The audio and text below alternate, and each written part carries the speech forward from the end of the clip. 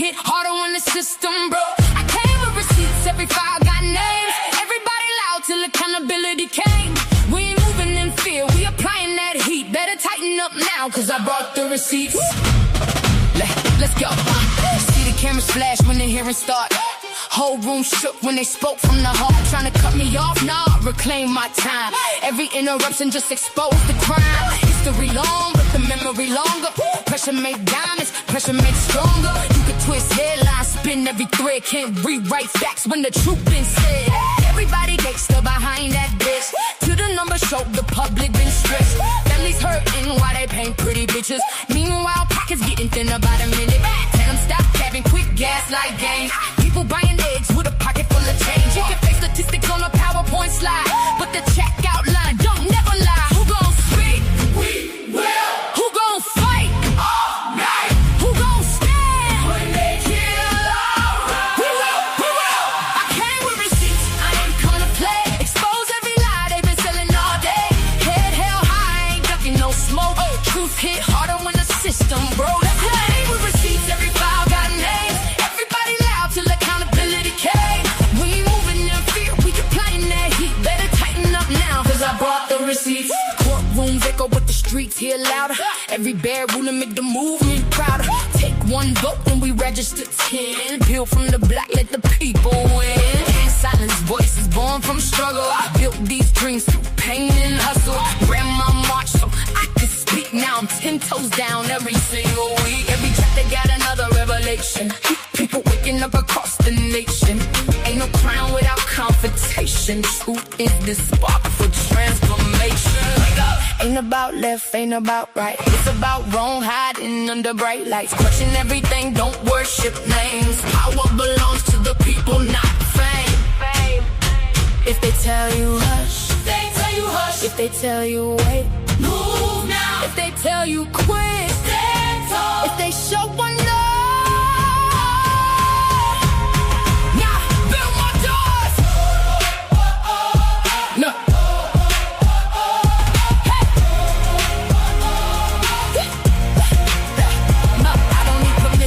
I was born with a mission. Every generation got their choice. I'm choosing resistance.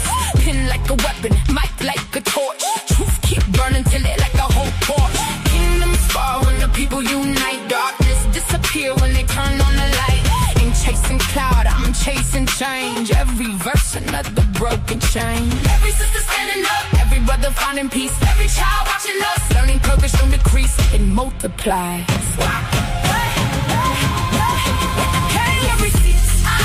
Play. Truth don't fold when the headlines fade. Built for the pressure, built for the fight. We keep pushing till the future look bright. Let's go. Hands to the sky, voices repeat. Justice ain't given, you earned every seat. From the block to the ballot, from the mic to the street. We ain't leaving till the people complete. The mission, the movement, stand up, the legacy. No fear, we brought the receipts.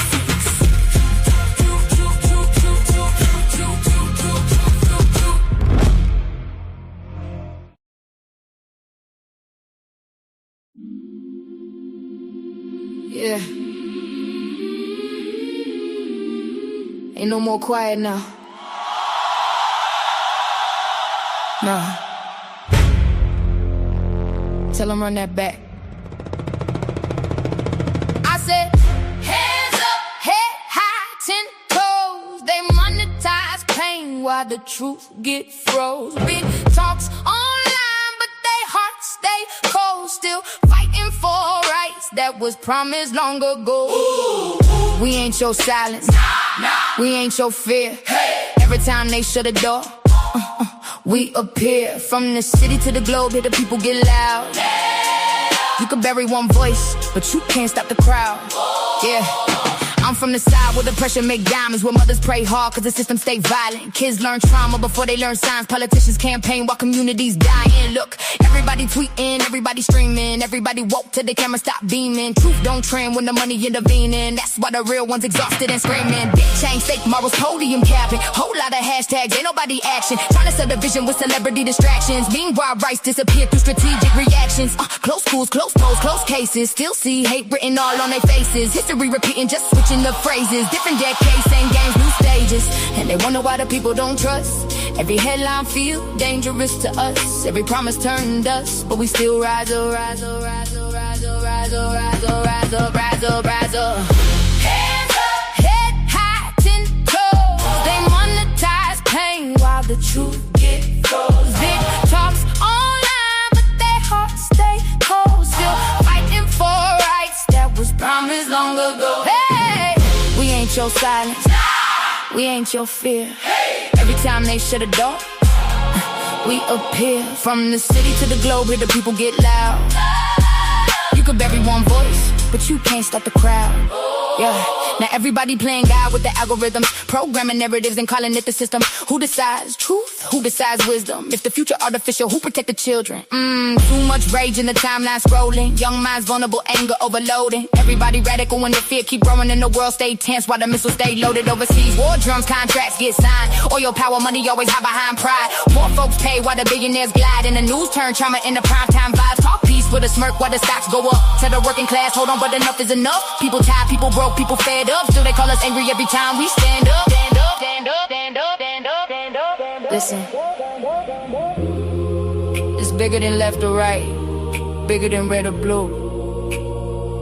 People just wanna live, people just wanna breathe, people just wanna matter. But every generation gotta drag justice uphill, while somebody profits off the chaos. That's the part they don't say out loud. Hands up, head high, 10 toes. True hit harder when the beat line rolls. Can't sell fear to a soul that knows. Power to the people, let the whole world know. We ain't your silence, we ain't your shame. If the people wake up, everything changed. From the city to the globe, hear the whole crowd roar.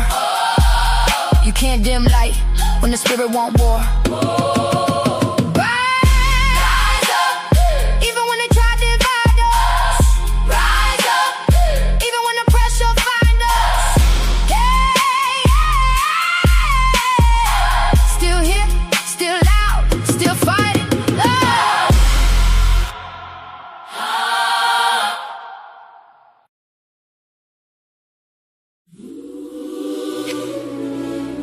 Yeah.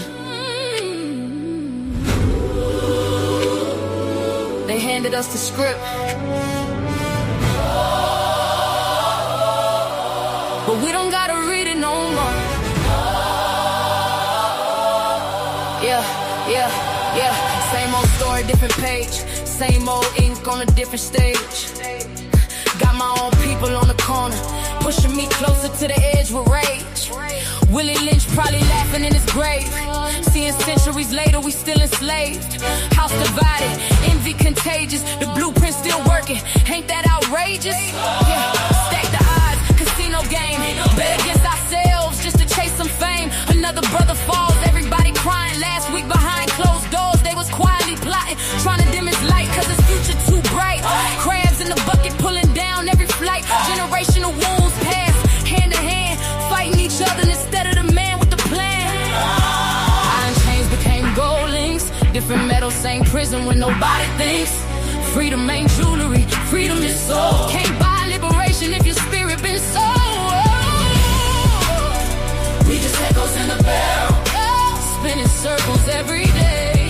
History whispers softly, but we keep looking away. They handed us the script, now we act in every part. Time to break the cycle, time to heal the broken heart. This ain't the dream they marched for, this ain't the future they could see. This whole thing was a setup, it's time we set ourselves free.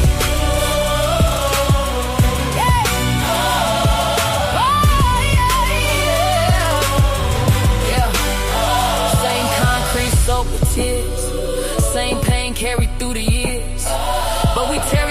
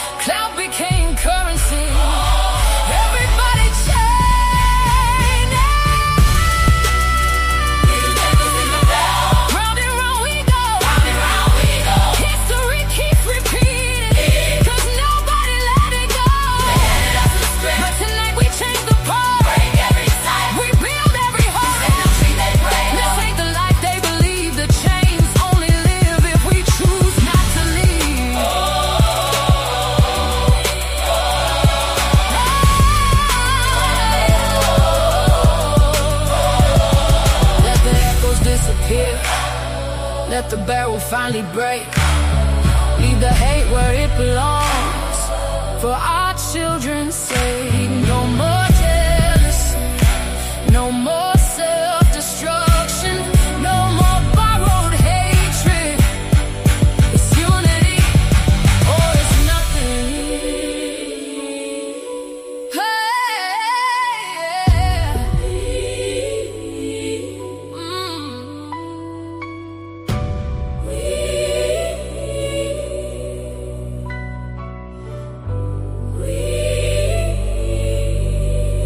We free. We free.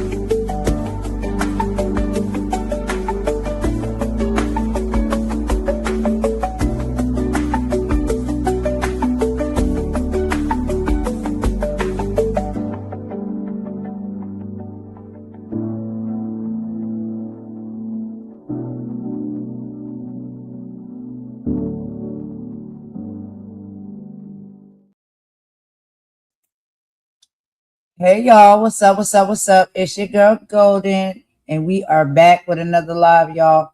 We got a few things to get into today. And like I told y'all at the top of the week, of course, we got to top back into our politics because child, there is a lot going on within our governmental structure and system, not just here in the United States, but globally as well. So we have a few topics that we will be talking about today. And of course, per usual, some videos to show. And I know it is about 2:48 p.m. here Eastern time, y'all. And guess what, y'all? It's dreary weather today where I'm at, but that's okay because I'm still in a good mood. It's gonna be a thunderstorm here lately, so probably in the next hour or so it's gonna start thundering. It's all cool. It's all good. It is still a wonderful day. And I hope you guys are having an excellent day in whatever respectful time zone you're in, whether it's morning, afternoon, evening, or night in your respective time zone. I hope y'all having nice weather, child. I'm not saying our weather is bad, but it's not, like all sunny and nice like it typically has been for the past few days. It's a little gloomy outside, but we're not gloomy in our spirit. Now, per usual, I have my favorite co-host here with me, Imani, and she will be joining me in just a moment, y'all. And we have a direct and epic housekeeping that we'll be doing before we get started and let y'all know what we'll be talking about today. But I think you can see a few of the topics we'll be touching on. We'll get into that in just a minute. But Imani, what is up, girl? How you doing? How you feeling? What's the weather like? Where you at? I bet you it's warm there. Every time it's raining here, it's warm there. Well, it's 7:49. It's not been cold, but it's not been cold. It's warm, but it has been raining. So it's a little overcast.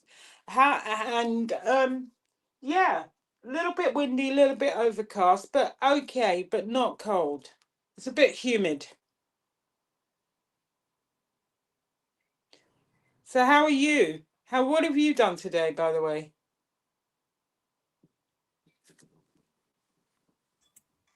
Well, girl, it's Monday, the top of the week. So typical stuff, same thing every day, all the time.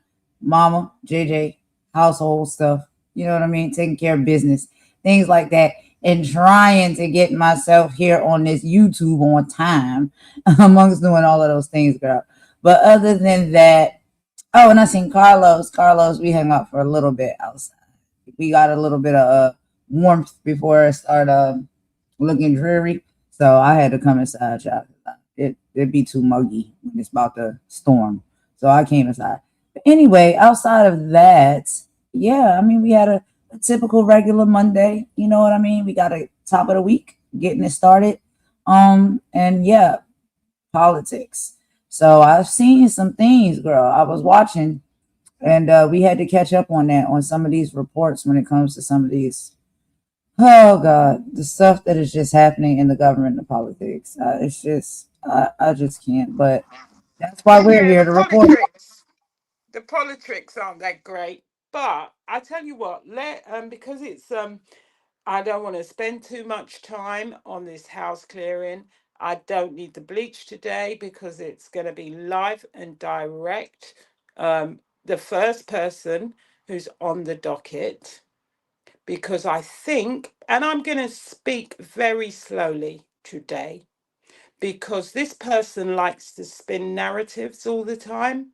This person is constantly she's like the global traveler of gossip and smearing. Now, that person I'm talking about, and I'm going to say your name, is Nick Mountain Goat. Now, Nick, let's just get one thing straight. Anything I say, I have facts to back up. So let's start about because you see, we don't have to monitor what you're saying because we got other people that tell us what you're doing, because you have created a situation that instead of you monitoring Golden and her mum and what she does and where she goes, you now need to be monitored, because it's giving a cross between single white female and Kathy Bates in Misery. There really is, you're really, really behaving weirdly and strangely obsessed. And it needs to stop. Because, number one, Golden went to Mel's platform, not because I sent her, because it was 3 o'clock in the morning, my time. And unlike you, I've got a life outside YouTube. I don't stay up all night, okay, for YouTube crap. Golden went because we had been saying, or I had been saying, check out Mel's World. She's got some great content. So what do? Because you see, the problem with you is you forget what you say when you say it. You said, because Golden asked Mel if you'd ever been to her channel before, she said she didn't know you. You said you saw Golden at Mel's World and you decided to go over and sort out things once and for all. My question to you, and this is a real question, is how did you know when that was just an off-the-cuff visit that Golden made to Mel's World? Because it's getting weird. And coupled with the other things about your long calls in the middle of the night, your behavior is weird. Your behavior is very weird and it needs to stop. Because she did not go there to talk to you. She went there to listen to Mel. You decided to carry your old bones, the problems that you've got, and by your old bones, I don't mean the bones in your body, just in case you go out and say, I'm saying you got old bones. You decide to carry your mess to a channel that you have never been to because you want to talk to Golden. But she didn't go there to talk to you. And what you had to say had nothing at all to do with Mel. Golden was in the chat. Mel invited her to the platform, to the panel. She didn't say, come and talk to Nick the Mountain Goat. Because Golden was somewhat surprised when you turned up. It's giving tracking. And I'm not saying that you are tracking, but how you know where she is and what she's doing is very disturbing. And it needs to be looked at. I'm not accusing you of it, but it's very strange. Very, very strange. So you need to check yourself. You need to check yourself because you left Golden's channel a year ago and you've been walking around the traps and possibly with your little troll accounts that you control, so that one of them says Golden's name, so you pull up a chat message that says Golden, so you can change the narrative of a conversation to start talking about Golden. Yes, Nick, all these observations have been made about your behaviors. All of this stuff is going on because you, as a technical person, go and pull up all your chat messages and see how many times you've been mentioning Golden's name on different platforms and how many times she's talked about you before you started talking about that. This has been going on since last year. Every opportunity you get, every panel you end up on, you want to yabber your chops about her. It's disturbing, very disturbing. Then you're spinning narratives and saying things that I didn't say. I said between you and Lady Letitia, you have 110 years between you because you're both about 55. Yet you're running around, you in particular, amongst other people, keep yabbering your chops about this girl who's 20 years your junior, to the point where could it be that a temporary restraining order is needed? Because it's getting weird, very weird, when you appear on a channel you've never followed because she's there. Make what you are doing make sense before you try to spin and smear and talk about what she is doing. It's disturbing. Very disturbing. That's what I've got to say about that. Second thing is Polly. I'll let Golden finish the rest of this. But you seem to think you were the one who wanted to leave the internet because Maggie was targeting you. Maggie was harassing you. But you want to put some nasty, absolutely disgusting spin on a panel discussion between three people, one of whom has her own partner. If you want to be put on the docket as well with everybody else, carry on flapping those big gums of yours. Keep talking. Keep talking. Find something else to do. Forever inserting yourself in BS. Forever. And you're the one who was having all these issues because Maggie was harassing you. When did Golden ever mention your name? You're not relevant. You're not relevant to any of this, but you want to be relevant. So you pop up every time so you can say some innocuous bullshit. But this time you're offensive. So carry on if you want to be inserted into the crap. We can find a place for you. That's all I got, Golden, because these people are getting on my raw nerves.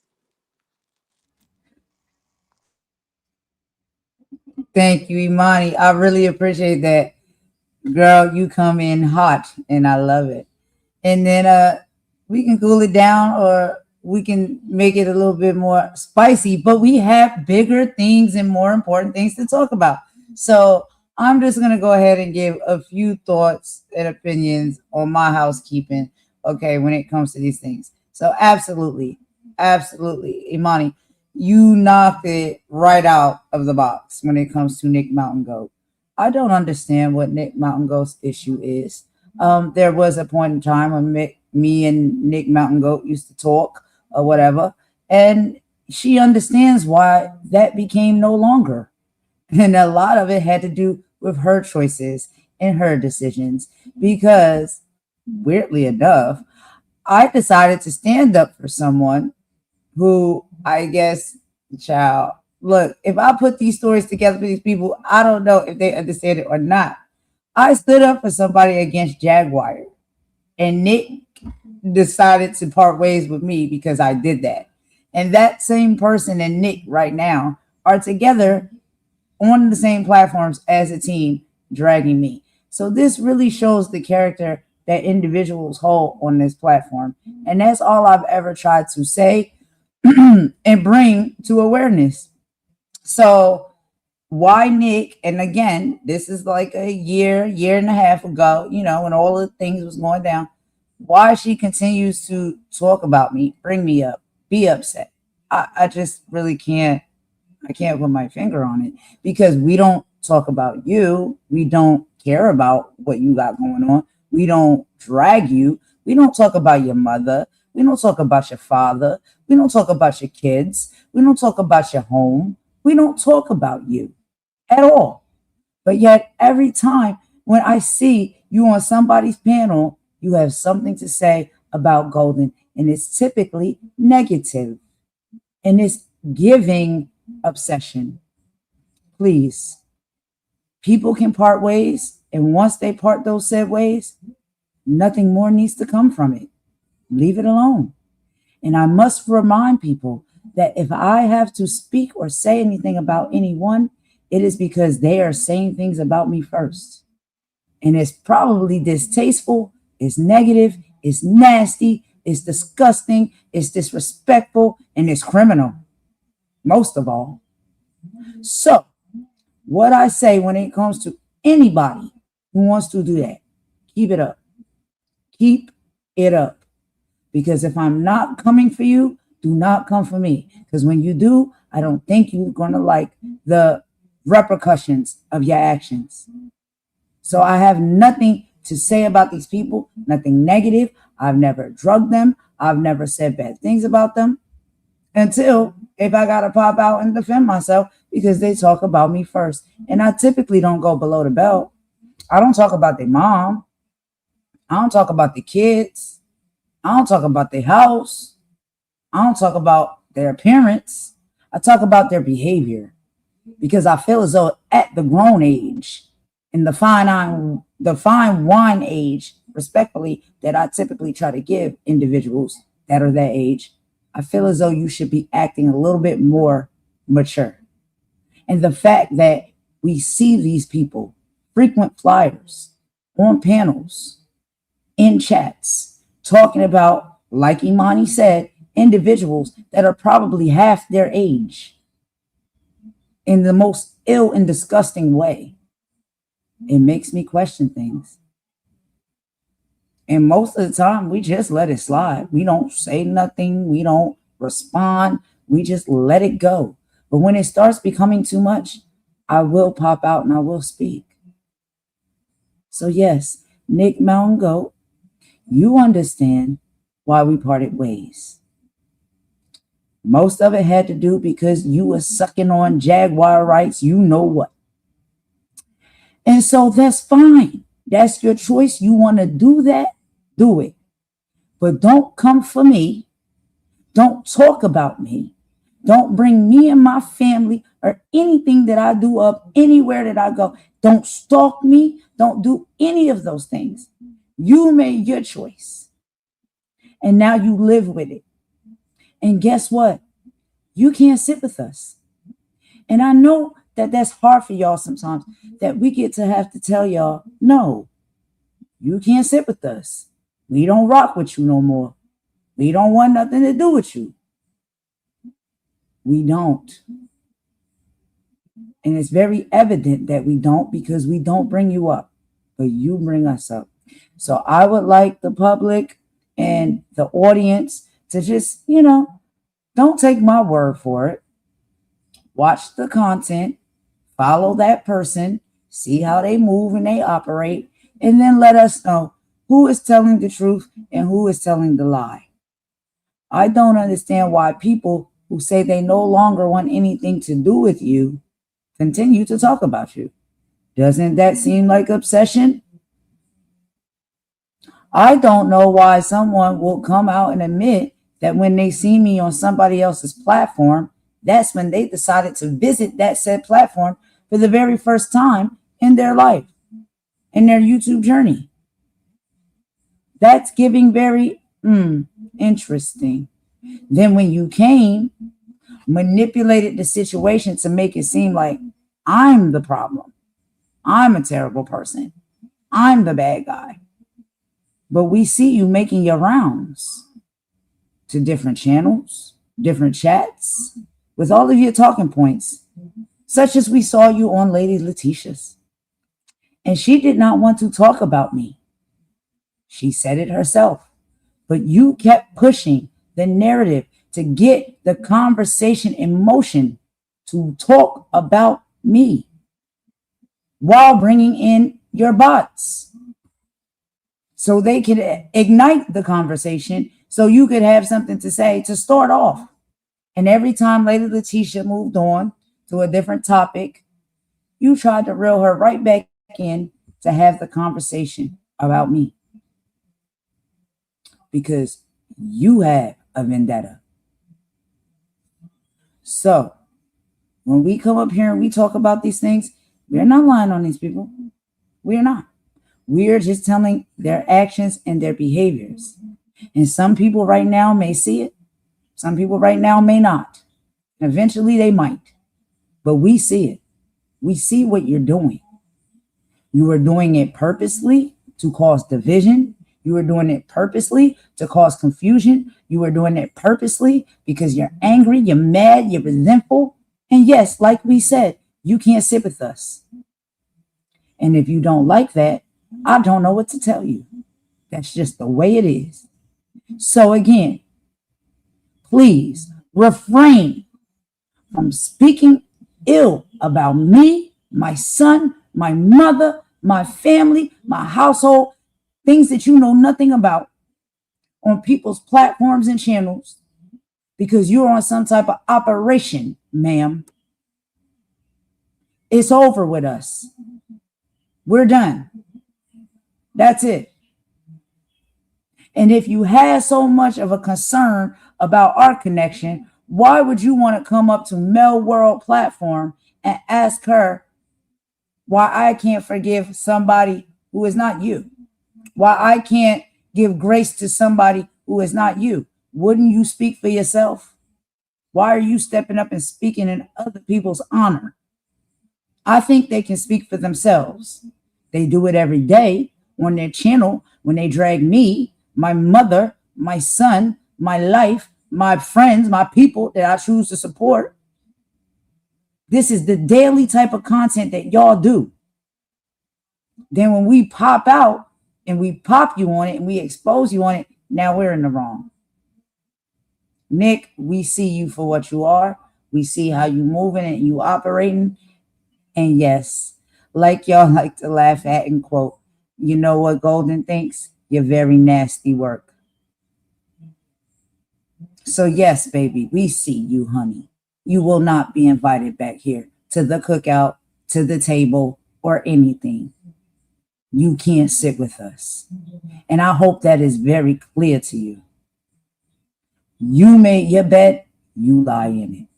Now, moving on to Polly Pocket.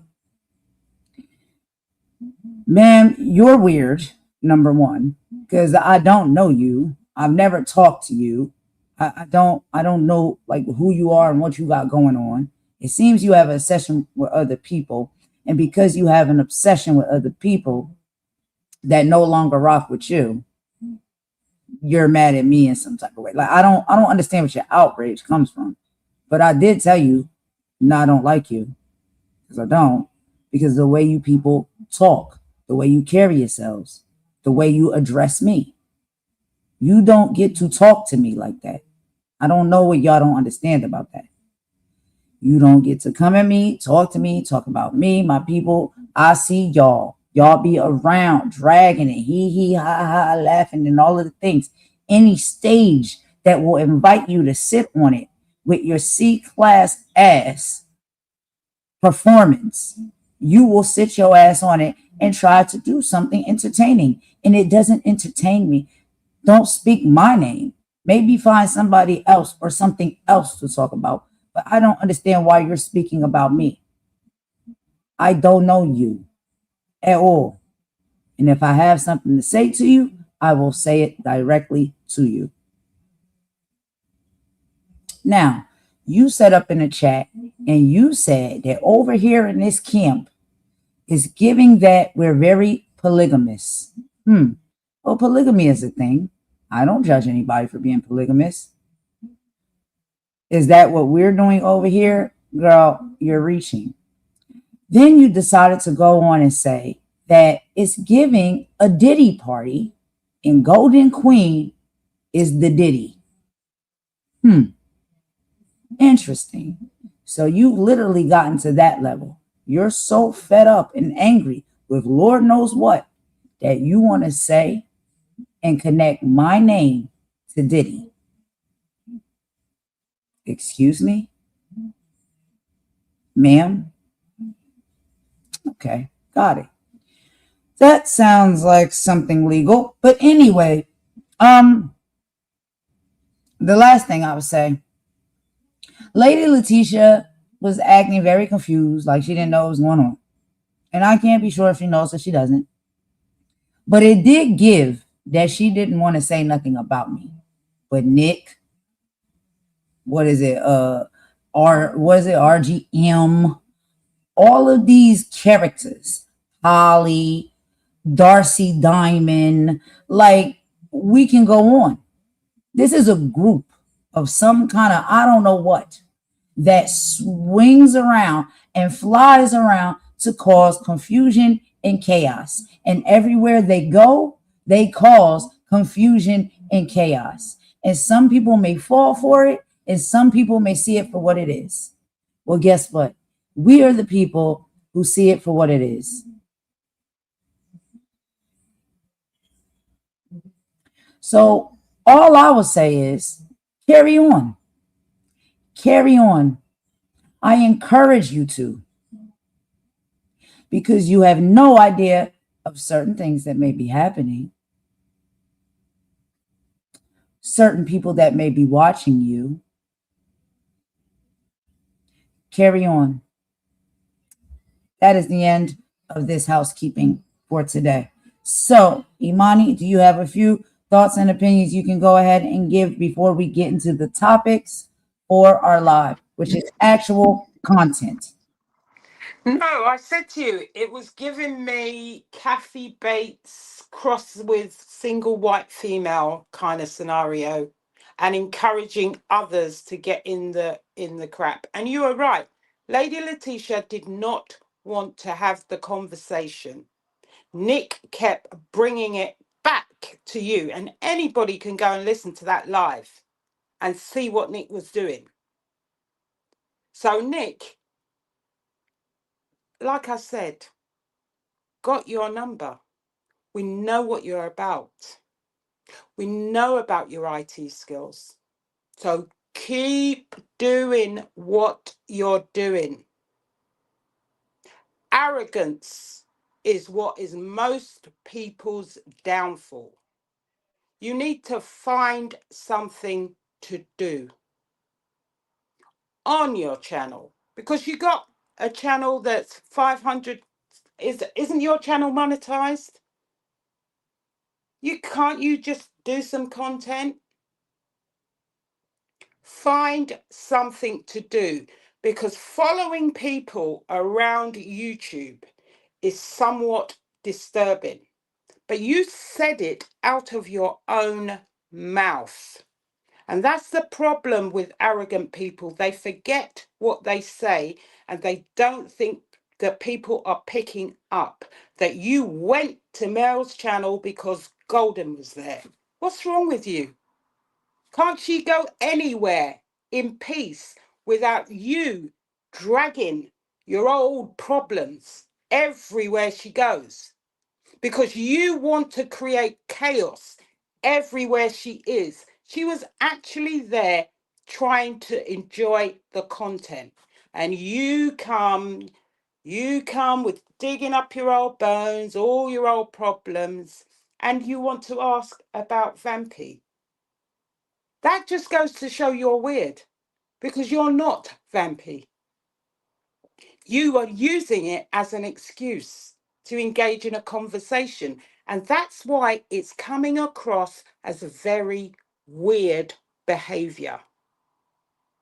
And once again, I said, between you and Lady Letitia, you have 110 years. That means you're both about 55.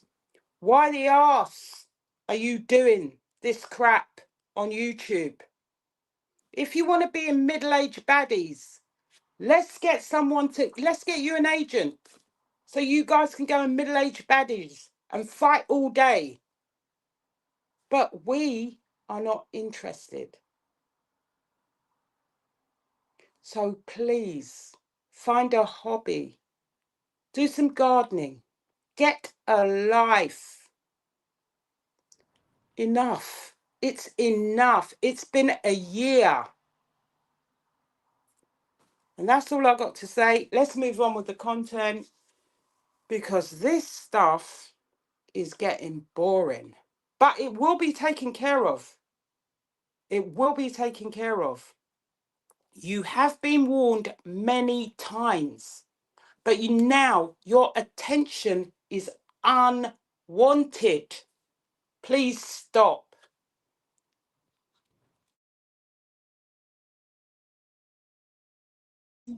Absolutely, right? And when you say, like get a life, it's just like I have had people in my comments, people in my inbox, right, that claim to be professionals of whatever it is they do, that they hold to a high standard. And I just feel like if a professional has so many, like degrees and like a huge background, especially someone who's like a genealogist, I feel as though their time would be better spent doing that and not being on YouTube in everybody's chat, on everybody's channel, stirring the pot and making trouble. So, ma'am, if you are a professional in what you do, why do you have so much time to spend on YouTube dragging and causing trouble amongst us all? Can you please go help somebody find their lineage? Moving on to the content.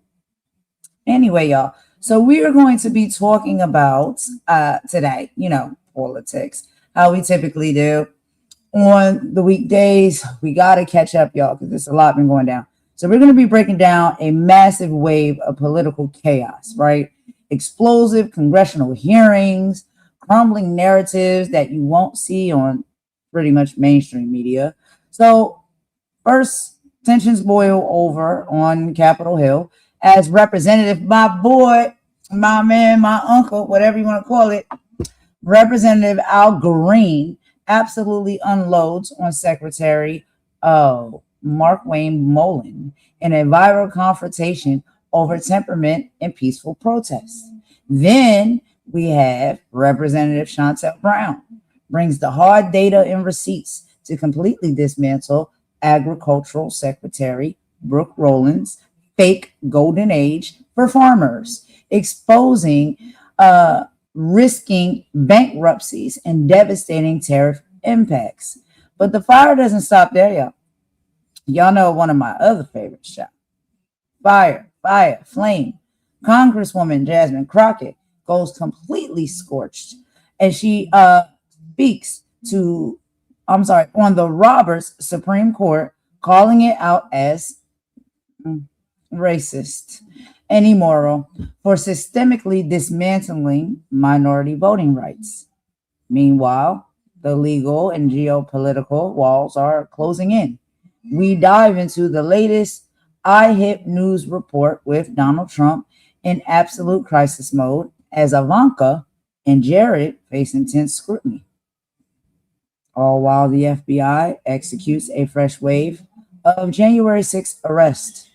To make matters worse, Trump has gone completely silent as his Project Freedom naval initiative in the Middle East has fallen apart, sparking a major international crisis.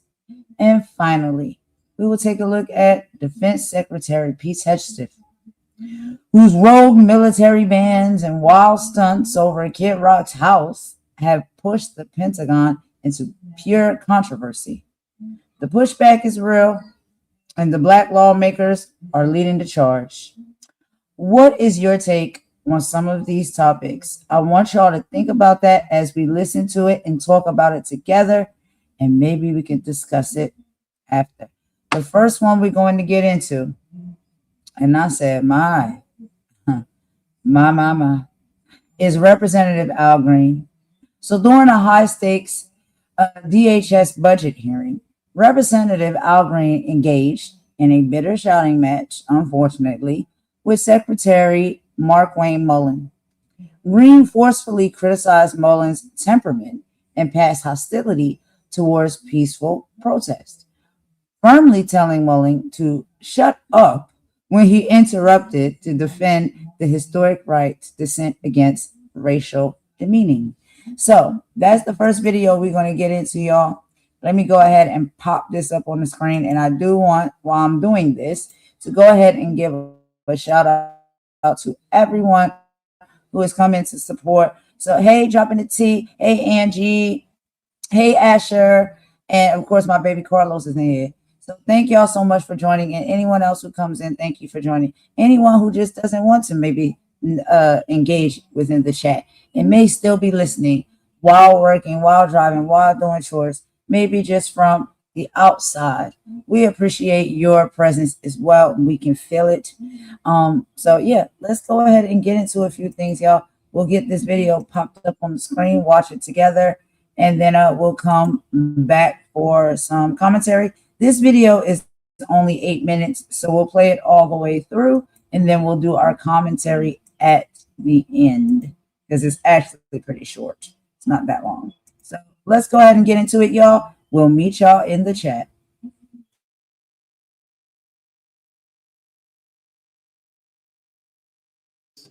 Mr. Green for 5 minutes of questions. Thank you, Mr. Chairman. I thank the ranking member as well. Mr. Chairman, the Secretary has commented on race, a topic that I believe I'm eminently qualified to speak on, given that in my lifetime, I went to the back door to get my food. I drank from filthy colored water fountains. I sat in the back of the bus, in the balcony of the movie when a seat was available. So let me just share some of the characteristics of a racist, Mr. Secretary. A racist will depict people of color as apes. The pictures have been blurred, but you know who they are. This is what a racist would do. And a racist wouldn't apologize after doing this. Mr. Secretary, that's what a racist would do. A racist, Mr. Secretary, would take offense at peaceful protest. You said you believe in peaceful protest. This was peaceful protest, Mr. Secretary. Racists take offense at peaceful protest. A racist, Mr. Secretary, would do what happened to Ruby. Are you calling me a racist? A racist. I'm asking a question. Reclaiming my time, asking him to shut up. That's a pretty. Shut up. Shut up. Shut up. It's my time. I'm not going to let anybody call me a racist, Chairman. I never called him a racist. It's my time. It is, gentlemen, will suspend. You will not. Tell him to shut up. Gentlemen suspend. No, the gentleman will suspend. No one will call me a racist. I'm Cherokee too. My family has been pretty tolerant. I ask that my time be restored. I ask that my time be restored. The clock has been stopped since I suspended the clock. I will continue to interrupt as long as someone's sitting there assuming I agree. me a racist. And as I said before, there will be no addressing anyone's character in a negative way. By the way, Mr. Green, I need you, when you're speaking, I need you to speak into the microphone because I can't hear you up here. But we will. Evidently, his constituents heard enough of him because they voted him out of office. Mr. Secretary, please. Again, we're almost done here today. Mr. Green, you can continue, but again, I will stop if this sounds like you are either directing that this secretary is a racist, or as well as the president or vice president, because we do know under our rules you cannot disparage a member of Congress or the president or the vice president. So I understand what you're trying to do. Be very careful because it is a violation of our committee rules to disparage another member, a witness, or the president or the vice president. Parliamentary inquiry. Mr. Chairman, when I'm speaking, I believe that the time belongs to me. I don't think that the secretary should interrupt me when I'm speaking. I have made very clear today that when the member has their time, it is their time. But again, I want to reiterate, it is a violation of House rules to make statements that might be personally offensive to the president or vice president. So we will let you continue with your time. The time has stopped since I suspended the clock. But again, it is a violation. It is your time, sir. It is your time. I agree. But it is a violation of the rules of the House to make statements that might be personally offensive to the president or the vice president of the United States, as well as other members or question motives of colleagues. So I will let you continue, but we want to be I've now stated the rules, so we want to follow them. Thank you, Mr. Chairman. I will speak into the microphone so that I may be heard. I ask that any person who desires to interrupt me, shut up. Now, this is Ruby Bridges. She was integrating a school. You can see the hate on the faces of people. This was called racism. This was racism. All I did at the State of the Union address was display this, Mr. Chairman. This was what I did. I was peaceful. The secretary says he believes in peaceful protest.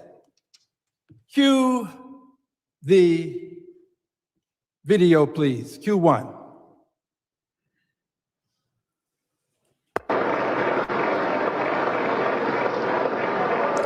Freeze the frame, please. That, my friends, is the Secretary of Homeland Security. He traversed some distance to get to a peaceful protester and display his despicable behavior. Unbought, that's me. Unbossed, unafraid, that's me. And by the way, unelected, yes. Liberated, Democrat. You, sir, have engaged in despicable behavior. Now, let's just talk for a moment about this behavior. It's not the only time that you've behaved in a dastardly way. Cue the second video, please. Quit the tough guy act in these Senate hearings. You know where to find me, any place, anytime, cowboy. Sir, this is a time, this is a place. If you want to run your mouth, we can be two consenting adults. We can finish it here. Okay, that's fine. Perfect. You want to do it now? I'd love to do it right now. Well, stand your butt up then. You stand your butt up. Oh, hold on. Big guy. Oh, stop it. Is that your solution, every poll? No, sit down. Sit down. Okay. You're a United States Senator. That was the Secretary of Homeland Security. The Secretary of Homeland Security concerns me because of his behavior as it relates to peaceful protest, as it relates to the way he chose to come over and with force address a peaceful protester. It concerns me because in that department, they have many people of color. I'm concerned about how they will be treated under the leadership of this Secretary of Homeland Security. I do not believe that he is qualified because he doesn't have the temperament to deal with people in a respectful way. I peacefully protested. I would do it again because I know the history of apes and how they have been used to demean people of color. Gentleman's time has expired.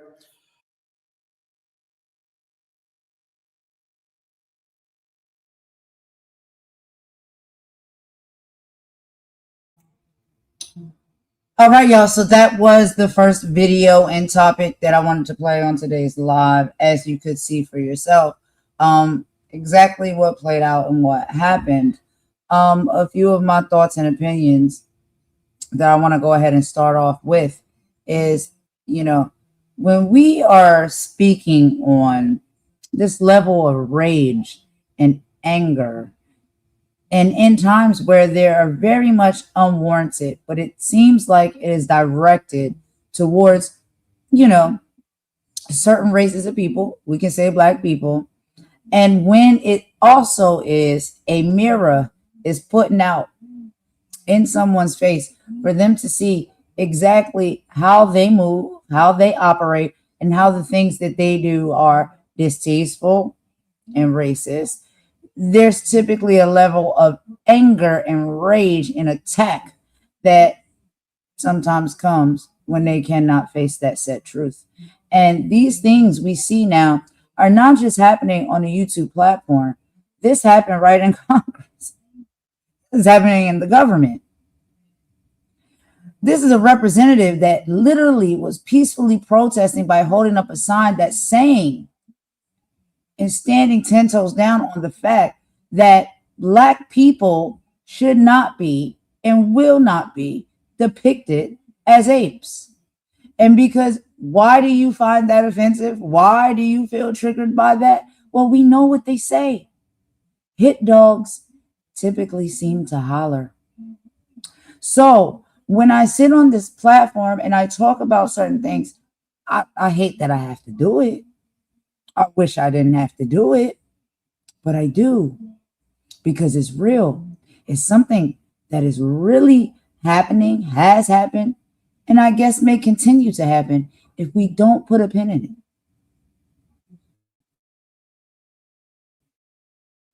And so shout out to Representative Al Green. I love him. I like him. I love his energy, his tenacity, his defiance, his strength. Because sometimes that's what it takes. It's not going to be an easy road. It's going to be a fight. It's going to come with all of the things, but it's important topics that need to be touched on. And we have allies, and we know who our allies are, but we also have assailants, and we know who you are too. And if we need to speak on these things and shine a light on them and put it under the microscope or the magnifying glass, we will do it for as long as we need to do it, until you're embarrassed by yourself, by your behavior. And that's all I have to say on that. Imani, do you have a few thoughts and opinions on what we just watched here with Representative Al Green? Yeah, basically, what I would say about this, it's not, the hearing wasn't about one protest or argument. It's a larger discussion about race, history, and how racism is recognized in America. And he started by reminding everybody that he has personally lived through segregation. He spoke about drinking from a coloured only water fountain, sitting in segregated seat sections and experiencing the discrimination firsthand. And basically, his argument was simple. When you've lived through it, you recognize signs of it differently than people who have not. That's not to say that there aren't allies who haven't studied this, who haven't experienced it through being alongside friends and family. It's just the experience of it and living through it is always going to be different. And obviously got heated when he talked about the comparison of Black people to apes, and a long history of depictions of Black people. I thought it was funny when he said, when I speak, I would like everybody else to shut up. I did laugh when he said that. But he also talked about, many stories like Ruby Bridges, the peaceful protest. And, ultimately, the biggest takeaway is that history still shapes the conversations of today. And what one person sees as a political disagreement, another may see through the lens of lived experience and historical discrimination. And that's why discussions about race remain some of the most difficult and most important conversations today. That's what I took from that video. But like you, I do love Al Green. I really wish he and the new representative could both be there in Congress together, because I think they would have been a formidable force for the Republican Party to deal with. But yeah, that's what I got. Yes, I love it. We bring these things to the platform and make this type of content so you can see that it's not just about having a conversation, having a thought or a feeling or emotion. We bring this to you so you can see this is real. This is really what is happening. And one of the things that y'all, and I got to be real with y'all, when I was sitting in my seat here and I had my mic muted, and I was listening to him yet again, because I played it like 10 times this morning before.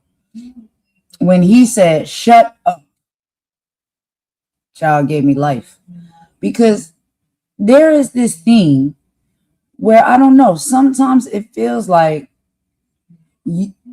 as a Black person, a minority, whatever, there are individuals that feel as though they are entitled to tell you to know your place, to be quiet. Nah, that's all I'm saying when it comes to that. Like, and they want to cut you off. They don't want to let you speak. They don't want to let you have a word, because they really don't think that anything that you're saying is important. They don't. And so the fact that you've seen for your very own eyes how he was approached, how he was addressed, meanwhile standing in a peaceful protest, just holding up a sign, he was physically attacked almost, because some people, what, you don't agree with what is said on the sign? It says that we are not apes. Black people are not apes. Why does that bother you so much to physical attack?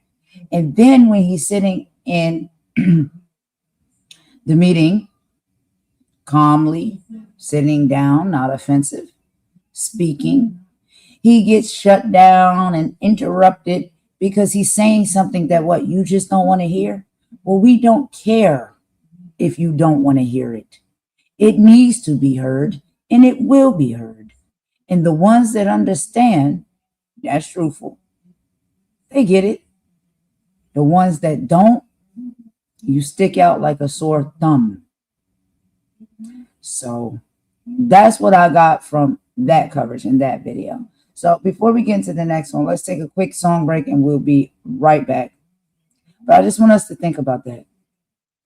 I just really want us to think about that. But yet we are the aggressive ones. We are the antagonists. We are the ones that are angry all the time. The way that man got up looked like he was ready to rumble like WWE. All for what? Because we speaking the truth and you don't like the truth. Now you want to get violent? It speaks volumes. It really, really does. Let's play this song and we'll be right back.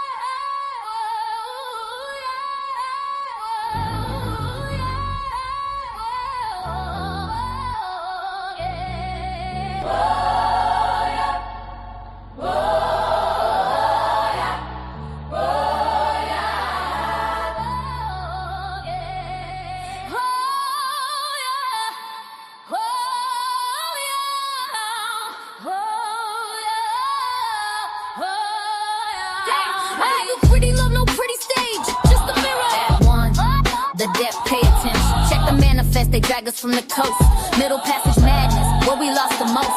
Packed in hoes like cargo, spirits in a cage. Built a brand new nation, lived a life of rage. Yeah, we were the property, the 3/5 compromise. Picked the cotton, built the White House with our hands inside. And they watered all the poplar trees with our blood and cries. Yeah, you know what they were for beneath the southern skies. That strange fruit, hanging message of their hate. A simple wrong look was enough to seal your fate. To my brown kin, they just stole it, called it manifest. Killed the Aztecs, stole the planes, put them to the west. Good old days, the signs on the wall. They want us broken, silent, waiting for the call. They wanna push us backwards, drag us down to hell, but we ain't going back, not going back. We ain't going back. We ain't going back. We ain't going back. Let's talk about a word.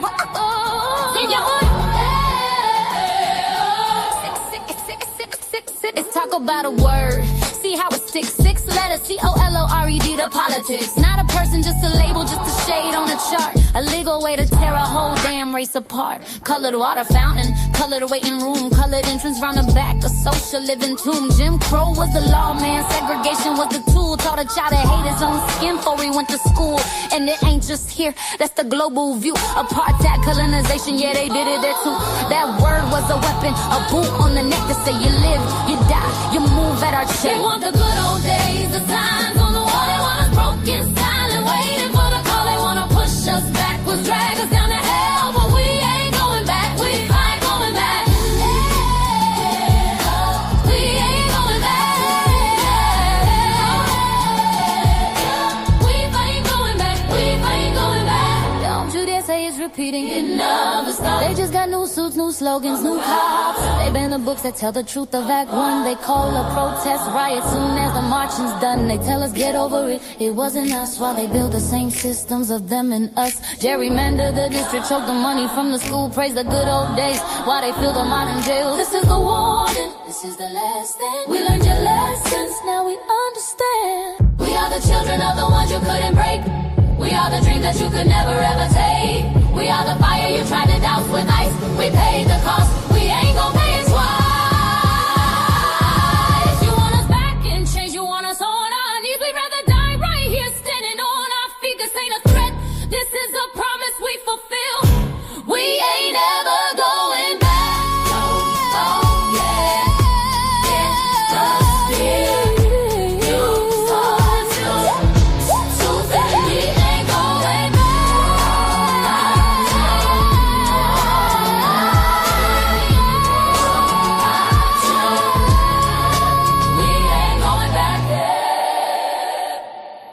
We'll fight you tooth and nail.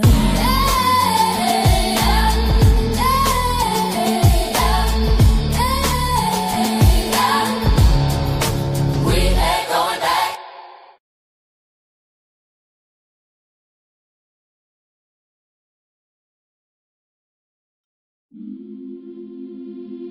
Yeah. Ain't no more quiet now. Nah. Tell them run that back. I said, hands up, head high, 10 toes. They monetize pain while the truth get froze. Big talks online, but they hearts stay cold. Still fighting for rights that was promised long ago. Ooh. We ain't your silence, we ain't your fear. Hey. Every time they shut a door, we appear. From the city to the globe, here the people get loud. You can bury one voice, but you can't stop the crowd. Yeah. I'm from the side where the pressure make diamonds, where mothers pray hard cause the system stay violent. Kids learn trauma before they learn signs. Politicians campaign while communities dying. Look, everybody tweeting, everybody streaming, everybody woke till the camera stop beaming. Truth don't trend when the money intervening. That's why the real ones exhausted and screaming. Big change, fake morals, podium capping. Whole lot of hashtags, ain't nobody action. Trying to sell the vision with celebrity distractions. Meanwhile, rights disappear through strategic reactions. Close schools, close polls, close cases. Still see hate written all on their faces. History repeating, just switching the phrases. Different decades, same games, new stages. And they wonder why the people don't trust. Every headline feel dangerous to us. Every promise turned dust, but we still rise up, rise up, rise up, rise up, rise up, rise up, rise up, rise up, rise up. Hands up, head high, 10 toes. They monetize pain while the truth get froze. Big talks online, but their hearts stay cold. Still fighting for rights that was promised long ago. Hey, we ain't your silence, we ain't your fear. Every time they shut a door, we appear. From the city to the globe, here the people get loud. You can bury one voice, but you can't stop the crowd. Yeah. Now everybody playing God with the algorithms, programming narratives and calling it the system. Who decides truth? Who decides wisdom? If the future artificial, who protect the children? Too much rage in the timeline scrolling. Young minds vulnerable, anger overloading. Everybody radical when the fear keep growing and the world stay tense while the missiles stay loaded overseas. War drums, contracts get signed. Oil, power, money always hide behind pride. More folks pay while the billionaires glide. And the news turn trauma into primetime vibes. Talk peace with a smirk while the stocks go up. Tell the working class, hold on, but enough is enough. People tired, people broke, people fed up. Still they call us angry every time we stand up. Stand up, stand up, stand up, stand up, stand up, stand up. Listen, it's bigger than left or right, bigger than red or blue. People just wanna live, people just wanna breathe, people just wanna matter. But every generation gotta drag justice uphill, while somebody profits off the chaos. That's the part they don't say out loud. Hands up, head high, 10 toes. True hit harder when the beat line rolls. Can't sell fear to a soul that knows. Power to the people, let the whole world know. We ain't your silence, we ain't your shame. If the people wake up, everything changed. From the city to the globe, hear the whole crowd roar. You can't dim light when the spirit won't war. Rise up, even when they try to divide us. Rise up, even when the pressure find us. Yeah, yeah. Still here, still loud, still fighting. Love.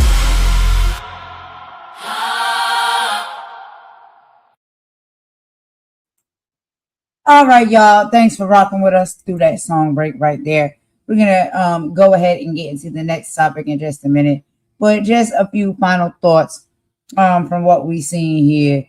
Basically, you know, we seen what it was in the video. Okay, Secretary Mullin, he tried to dismiss racism claims as just a reckless term used to hate on Trump. That's not what racism is. But Green didn't let him get away with it. He brought actual exhibits and historical context to the table.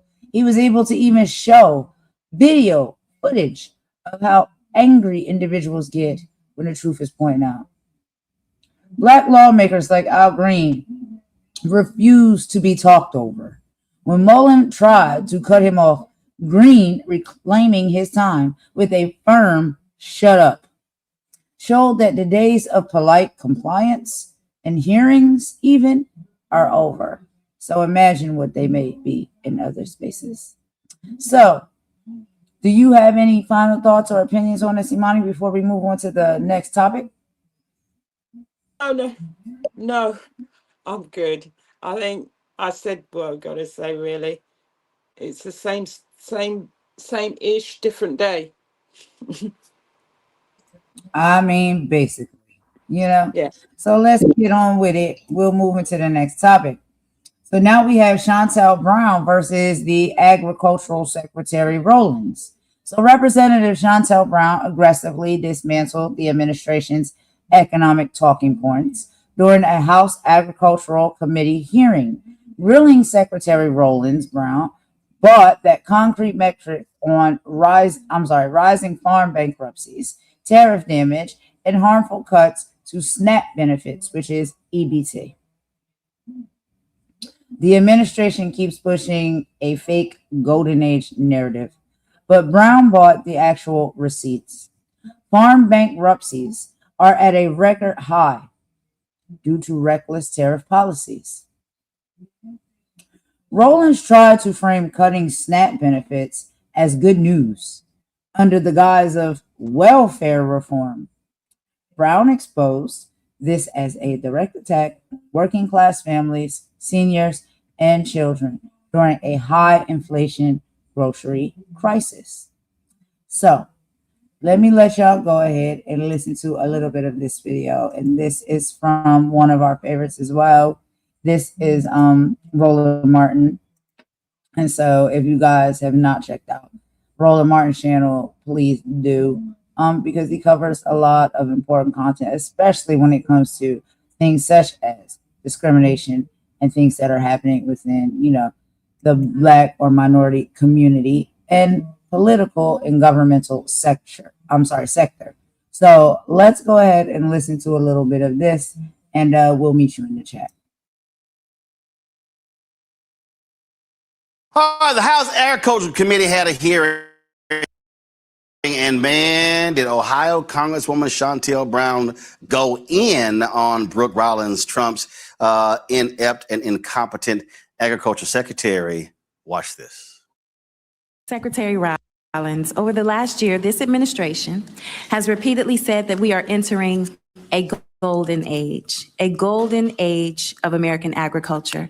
Well, frankly, that would come as news to the farmers and ranchers I talk to in Ohio and around the country, because the only thing that is truly golden right now is the price of fertilizer, while farm country and rural America struggle. Farmers are facing trade wars and real wars, rising input costs and shrinking export markets, cuts at USDA, and tightening margins, all because of policy choices made by this administration. For many producers, the question isn't how much they're making, it's whether they'll make it through another season. So you all can call this the golden age if you want, but the numbers tell a different story, and so do the farmers living it every day. So, Madam Secretary, yes or no, are you aware that the farm bankruptcies increased by 46% last year, according to the American Farm Bureau? Out of 1.77 million Reclaiming farms. my time, it's a yes or no.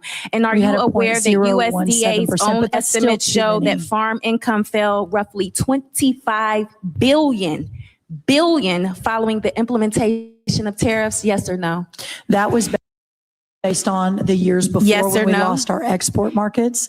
Well, it isn't a Reclaiming yes or my no time. question. Are you Corn aware that exports are according up. to a recent Farm Bureau survey, 6 out of 10 farmers report that their financial situation is getting worse? These are simple yes or no's. We have opened the market. Reclaiming my time. These are facts, Secretary Rollins. So this is what a golden age of agriculture looks like. Because if rising bankruptcies, falling farm income, and worsening financial conditions are a sign of a golden age, I hate to see what a downturn looks like. There's no And doubt on the there are trade front, challenges, this is but my time, commodity Secretary prices are Rollins. This up, is my export time, markets are expanding. Mr. Chairman, point of order. And on the trade front, the Again, president, I would really appreciate, there's no Secretary reason to be Rollins, rude. this is my time. I know, this but could is we my ask time. in a Mr. genteel, Chairman, point of order. in a dignified manner? You be dignified and I'll be dignified because this is my time. And when I ask a question, if it's a yes or no, I expect a yes or no answer. This is why the American people Rollins, don't like Congress. Respectfully. I'm so happy and to on have the a trade gentle front, the conversation president about recently this. defended his Beijing bailout, supporting Chinese ownership of U.S. farmland by stating, and I quote, "You want to see farm prices drop? You want to see farmers lose a lot of money? Just take that out of the market." Another easy yes or no question. Madam Secretary, do you agree with the president that China should own our farmland? China is a massive threat to America. The president has recognized this over and over again. We have to protect American farmland. Thank you. Madam Secretary, I'd like to turn to another example where I think there is a significant gap between the story this administration is telling and the reality Americans are experiencing. Recently, you described it as good news that roughly 4.5 million people have been quoted moved off SNAP. Now, if those families were leaving SNAP because of wages were rising and people no longer needed assistance, I think we'd all celebrate that. But that's not what's happening. The reality is that 4.5 million people were kicked off the program to pay for tax cuts for the wealthy through HR 1. Families and children are not leaving the SNAP program because they're doing better. They're being forced off because of eligibility changes, new administrative barriers, and states preparing for the enormous cost shifts that they know is coming. And you know this. So I'm really struggling to understand why you think pulling the rug out from under children, seniors, veterans, and families that have fallen on hard times, good news. Can you explain why Americans should view losing access to food assistance as good news when grocery prices remain high and food insecurity continues to affect families across this country? Yes, ma'am. I would love to explain. Thank you. So SNAP increased 40% under the last administration. The amount of fraud, as I mentioned, in the red states, 200,000 dead people. Reclaiming my time. I mean, this is really part of a disturbing pattern here. Farm bankruptcies are at a record high, but the president is saying that it's a golden age. Madam Secretary, millions of Americans are going hungry, and you're saying it's a success story. The administration keeps pointing to numbers it wants Americans to see, but families, farmers, and rural communities are living with consequences of the numbers you don't want to talk about. I really, really hope you can get your facts straight before January of next year. We have more exports. We have everything is in better shape. I just don't think you want more people to work. I think that you want more people on government programs and not working. It's remarkable. Do you mean government programs like billions more to bail out farmers? That's really what we're talking about here, Matt. We talk about this administration. And then for her to say, oh, well, the farm bankruptcies is such a small amount, tell it to the people who are actually filing for bankruptcy and losing their family farms and their family businesses. Look, we've done this for decades in America. Farm subsidies are not welfare. A Black woman with multiple children is welfare, right? Walmart getting tax abatements is not welfare, but people getting SNAP benefits is welfare. Yes, you're 100% right. And I still don't understand. Maybe I'm just a novice when it comes to politics. I don't understand why the Trump administration is allowing this policy to affect what tends to be, a group of people that has been in lockstep with them. I think last week, one of the stories we were going to talk about was farmers basically who have voted for Trump trying to one off the effect of the policies. But I mean, right now, if you look in Texas, James Tallarico is giving statements talking about some of the most iconic Texas restaurants, barbecue restaurants are having trouble staying open because the price of beef is so high. But farmers, bankruptcies, they can't afford John Deere's anymore. They can't afford equipment. The cost of equipment and repairs is skyrocketed. All right, y'all. So we're just going to go ahead and pause right there and take a quick commentary break halfway through. So Imani, I'm going to go ahead and let you lead on this one, and then I'll come in with some of my commentary after. But what do you think about this? We've been watching it and paying close attention to what's been going on. And this has nothing to do with race. It has to do with more so humans, right? People, period. Yeah. Doesn't matter. It really is about the farmers and how they're suffering under this administration. And she's really trying to get from the Trade Secretary or the Secretary of Agriculture the facts. And this is what the problem is. No one wants to give the facts. There are rising fertilizer costs because of trade wars, because of shrinking export markets. The farmers are suffering and the bankruptcies are increasing. These are the facts which he was trying to get the Secretary of Agriculture to admit to. Not only that, they're talking about the fact what the effect of the tariffs have had on the income of farmers and agriculture.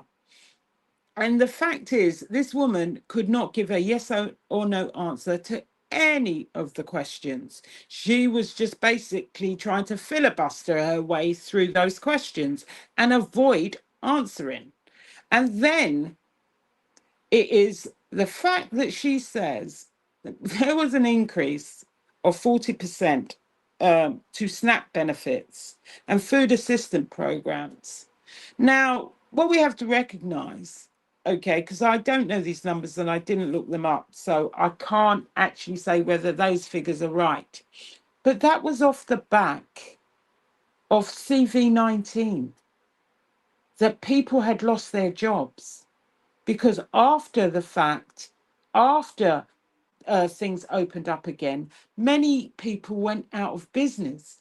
That's why there would be an increase in benefits and food assistance programs. And food assistance, do not assist people of any particular color.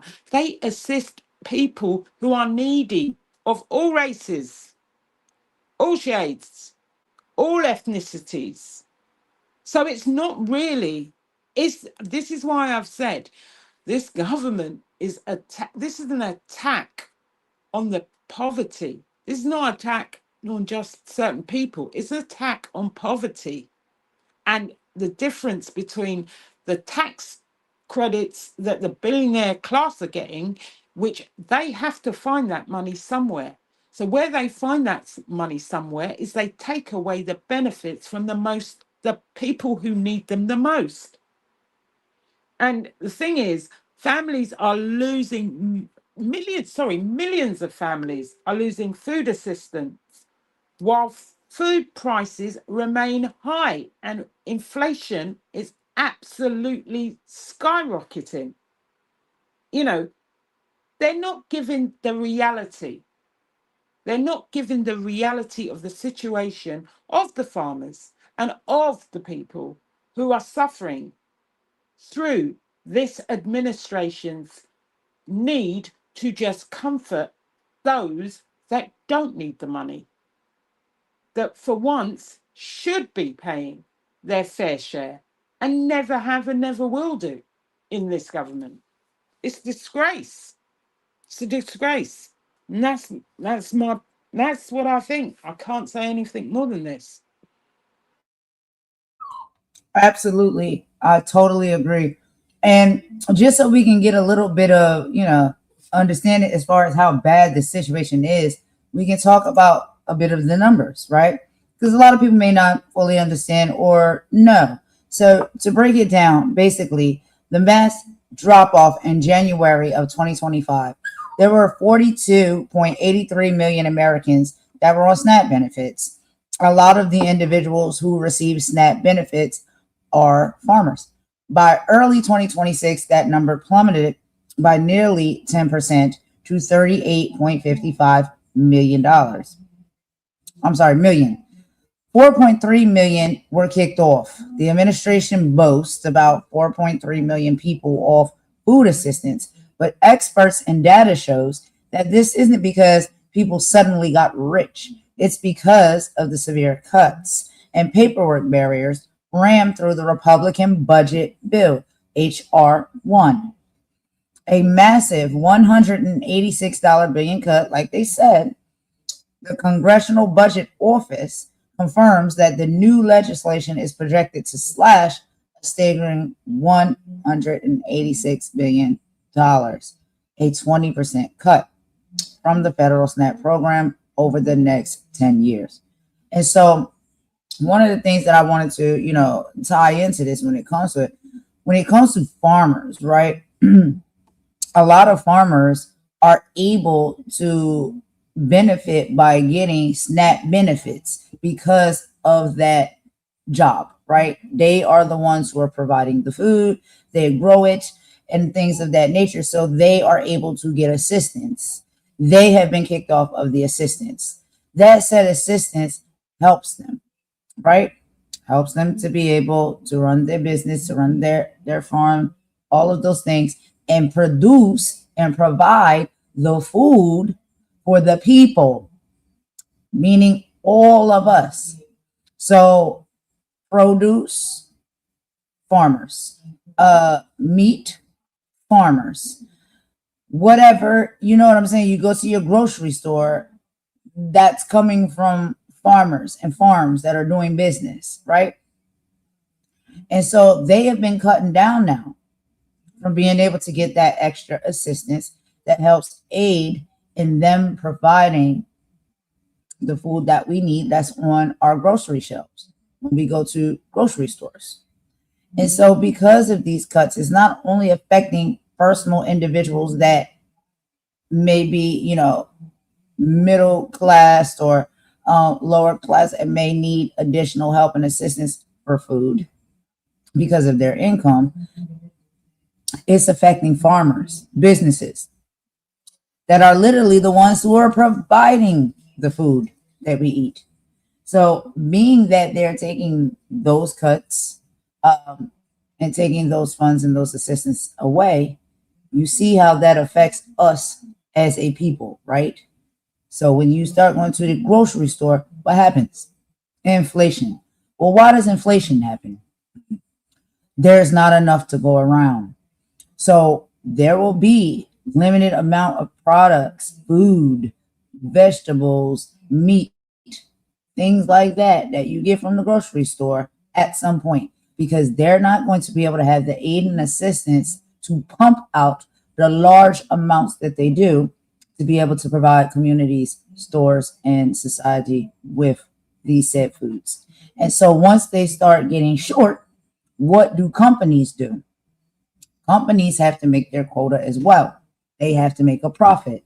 And so typically when things get very low, they start rising the price of those said things so they can make their profit. They have to make a profit.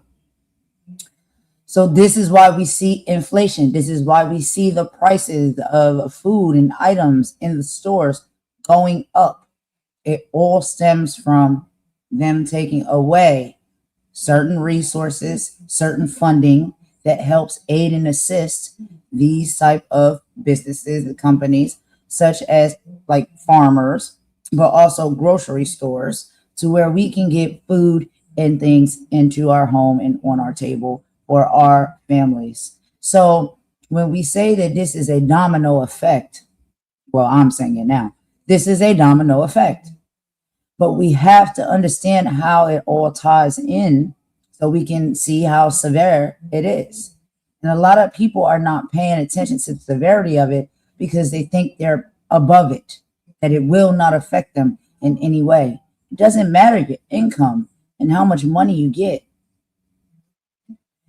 If there's no food in the grocery store, if they cannot produce the food to be able to have enough in the grocery store to feed the community, whatever that community is you live in, whether it's gated or it's impoverished, how are you going to eat?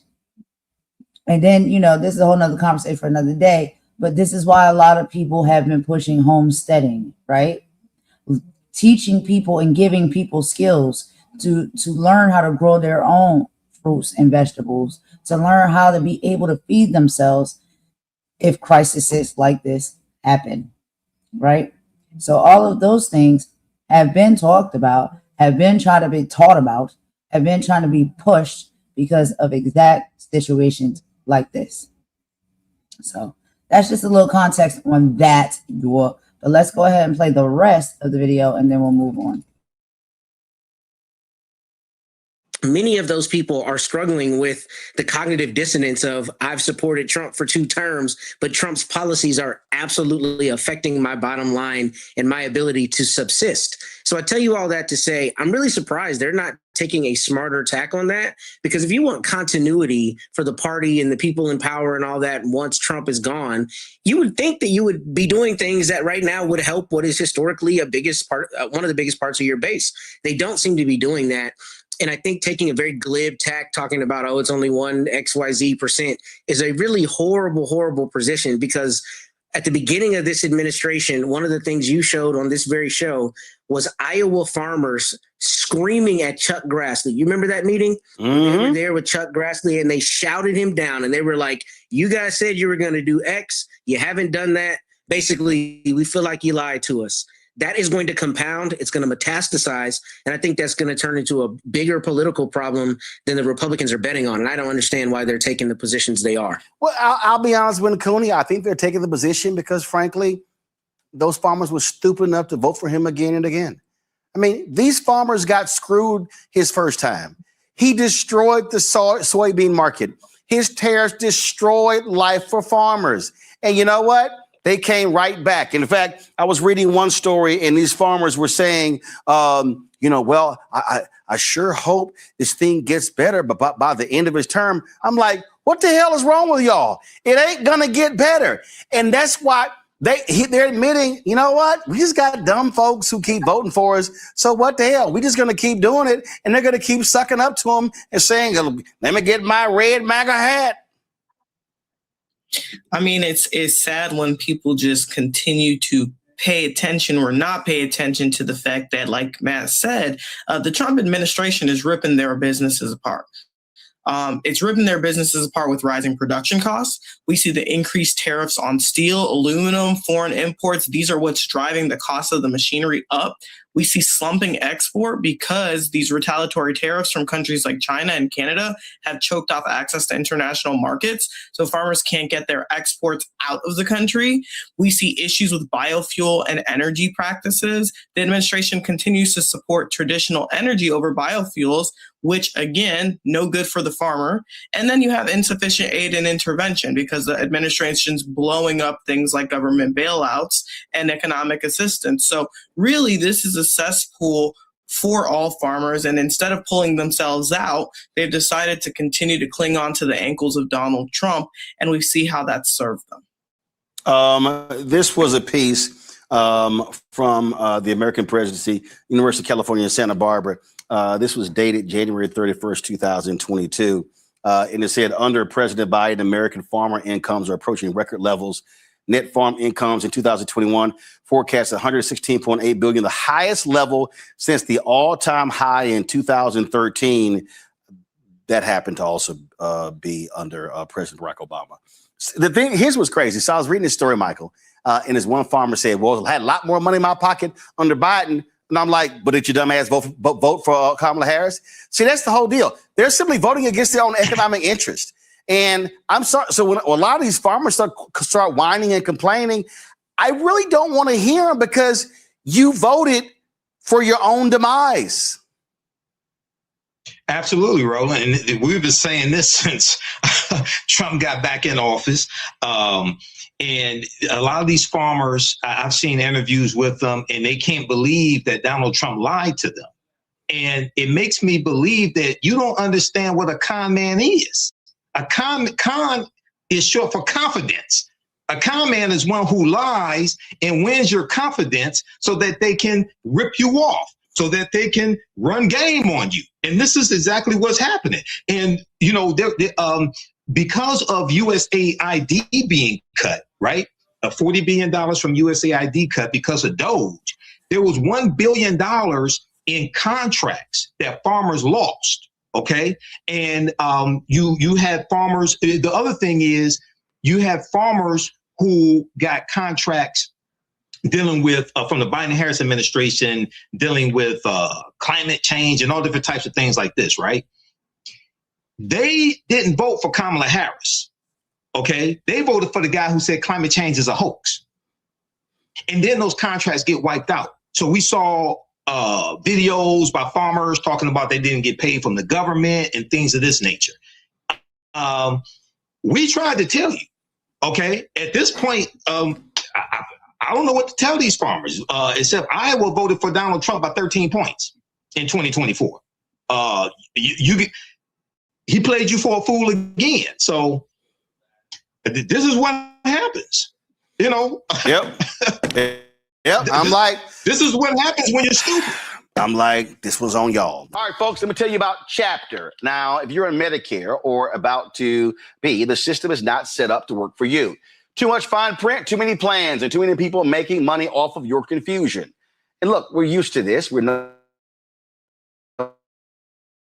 strength to accept it when it comes to Medicare. That's why I'm telling you about Chapter. All right, y'all. Thank y'all for rocking with us through that. I like to play a little bit of, you know, the ads or the advertisement that the content creator may have due to the fact that I'm playing some of their content. And a lot of that advertisement and the things that they are advertising are useful and helpful. Well, yeah, that was the second part of that video. And I couldn't agree more. I mean, all of these things tie in together, especially with what people are feeling. You have to go with your feelings and what you witness and see for yourself. We just see like 1-800 Brick City and many others. These are the prices of food items now in the grocery stores. They're clearly going up. And we know that a lot of this is a domino effect. It is because of the things that Trump is putting in place, and it is affecting how us as the people are going to be able to eat, live, and survive. Imani, did you have any additional thoughts on this topic before we move on to the next one? The last one for this question.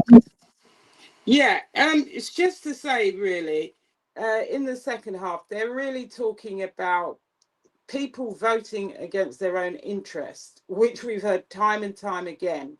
And they're now feeling the impact of that vote, the impact of tariffs, which he said were going to benefit the country. Tariffs are a tax on the consumer, because if someone is charged a tariff on a TV, in order to make that money back, they have to raise the price of the TV. So who benefits from the tariff and who suffers from the tariff? Well, the consumer suffers from the tariff, because the producer or the importer is not going to say, oh, I'll just pay that extra. They're going to put it on top of the price. And people didn't understand this because, like people said, there was a lot of spin.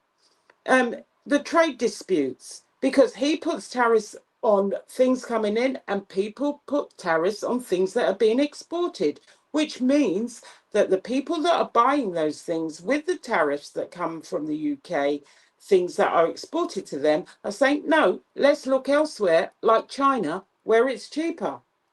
So all this stuff, trade disputes, rising machinery costs because of the rising cost of steel, lost export opportunities. They're basically discovering that the political slogans don't always match their economic outcomes. And they still, it happened the first time around. And the reason why I like Roland Martin is because he always comes with the facts and the figures. The best times they had were in the Biden and the Obama government. Now let that resonate. But they still go and vote against their own economic interests, and then are surprised when the policies affect their livelihoods.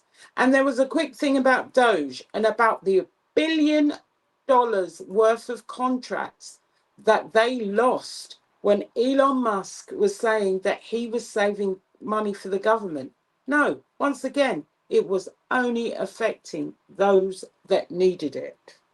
So, sometimes this is why people do not have sympathy with people that vote against their own interests. It's not only about farming, it's about everybody that was voting for, you know, the big, beautiful bills that have come about that really are just a tax on the poorer and the needy and not the billionaire class. They're living it up, as we can see. And people are no better off. In fact, they're a lot worse off than they were pre-2024. It's sad. It's really sad. But this is why people have to think carefully about who they're voting for and look at the policies and not the rhetoric and not the hats and the sneakers and all the rest of the crap that they were throwing at them. You know, that's all I've got about this. It's very sad, really, really sad. And it's going to take a long time to get out of this mess. But they will get out of this mess eventually. I agree. And we know it's very detrimental, you know what I mean? But, you know, I guess if we were going to play devil's advocate, right? Like, what are some of the reasons why somebody may vote outside of their interest, right? Because I do think that there are a lot of individuals that have remorse now, like voters' remorse, because they see that they, you know, made a choice that now they can't take back. It's already done, right? But a lot of times, a lot of people vote outside of their interest because of, you know, different things that they are passionate about. Issues like religious freedoms, traditional family structures. A big one is abortion or the Second Amendment. Sometimes they will happily take a, you know, economic hit so they can protect those values. And I think a lot of individuals have their own reasons for why they voted the way they did. They did think that, you know, the promises that were being made to them were going to be fulfilled, but they didn't. A lot of people are also voting to protect their faith or their culture, and that's their best interest at the time. But prioritizing what they believe is the moral soul of the country over their pocketbook, well, is that something that we feel as though we can survive through, right? Because I think when it comes to economics, food, money, typically the biggest issues that we have and hurdles that we have to get over. Other things I feel we can probably navigate around or navigate through without being so heavily affected. But that's, again, my opinion. Some other people who may, you know, have voted in the direction that they did for something that they see dominantly to be important to them may be the reason, you know, that we've come out on this side. But that's neither here nor there when it, you know, comes to how people vote. But yeah, unfortunately, we're suffering pretty bad right now. And one of the things that I think is important is that we should not vote shame people. Sometimes we get very frustrated, be like, what the heck was you thinking? You know what I'm saying? Like, you just got to be real. Like, what the heck was you thinking? Why did you do that?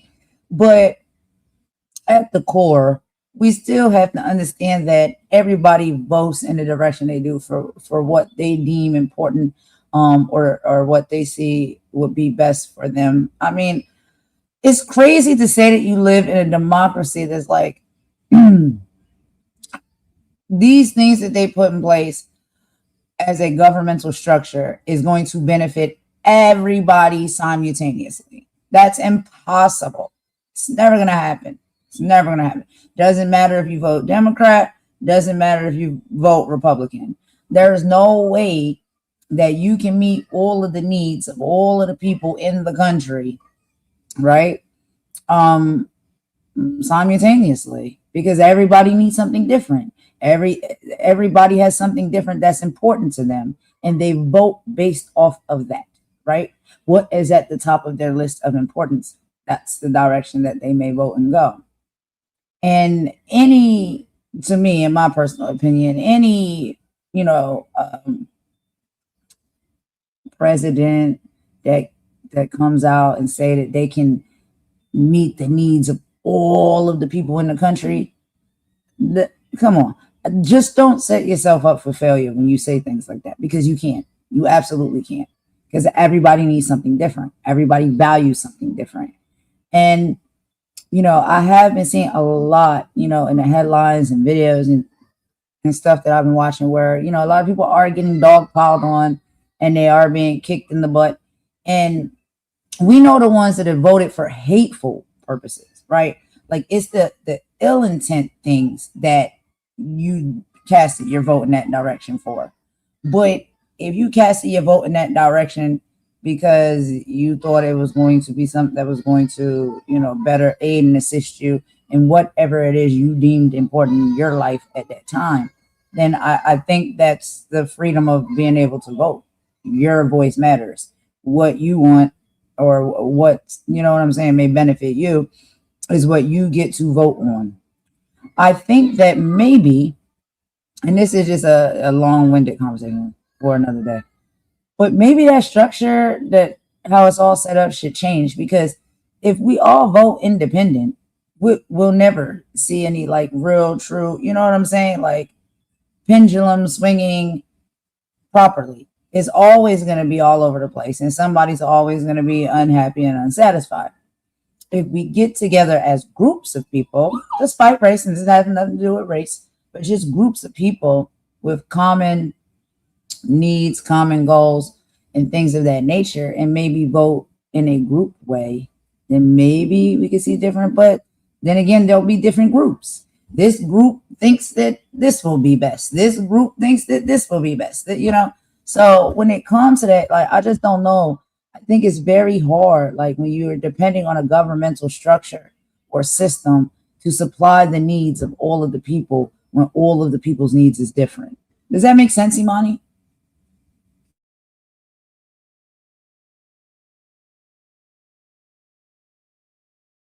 I You think can unmute.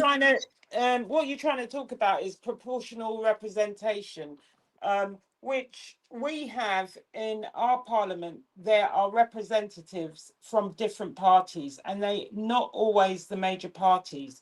And basically, it's the proportional representation. So if someone from, say, the Green Party wins in a certain district, they are that representative, and they bring forward those what.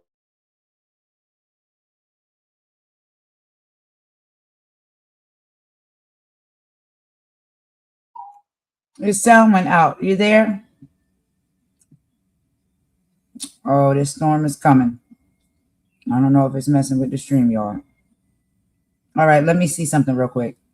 Hold on, y'all. I'm sorry. I'll be right back. The sound is acting up. Give me a second. Let me see if I can switch the settings.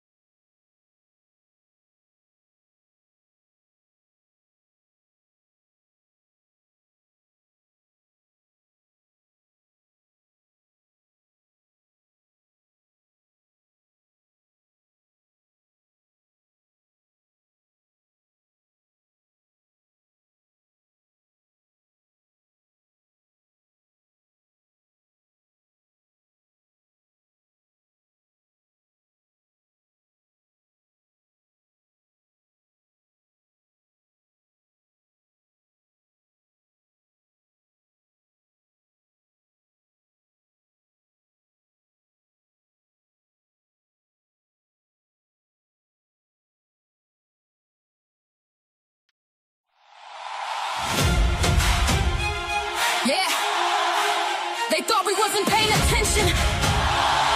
Yeah, golden season. Talk your talk. Facts. Facts. Hey, hey, hey. I came with receipts. I ain't come to play. Expose every lie they've been selling all day. Head held high, ain't ducking no smoke. Truth hit harder when the system broke. I came with receipts. Every file got names. Everybody loud till accountability came. We ain't moving in fear. We applying that heat. Better tighten up now, cause I brought the receipts. Let's go. See the cameras flash when the hearing start. Whole room shook when they spoke from the heart. Trying to cut me off, nah, reclaim my time. Every interruption just exposed the crime. History long, but the memory longer. Pressure make diamonds, pressure make stronger. You can twist headlines, spin every thread. Can't rewrite facts when the truth been said. Everybody gangsta behind that bitch. To the numbers show the public been stretched. Families hurting while they paint pretty bitches. Meanwhile, pockets getting thinner by the minute. Tell them stop having quick gaslight game. People buying eggs with a pocket full of change. You can fake statistics on a PowerPoint slide, but the checkout line don't never lie. Who gon' speak? We will. Who gon' fight? All night. Who gon' stand when they kill our right? We will. We will. I came with receipts. I ain't coming to play. Expose every lie they've been selling all day. Head held high, ain't ducking no smoke. Truth hit harder when the system broke. I came with receipts. Every file got names. Everybody loud till accountability came.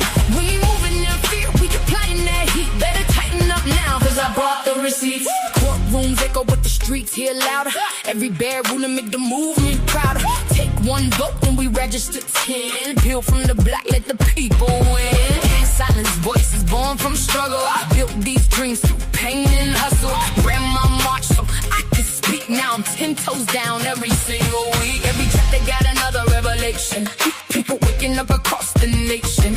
Ain't no crown without confrontation. Truth is the spark for transformation. Ain't about left, ain't about right. It's about wrong, hiding under bright lights. Question everything, don't worship names. Power belongs to the people, not fame. If they tell you hush, they tell you hush. If they tell you wait, move now. If they tell you quit, stand tall. If they show one love.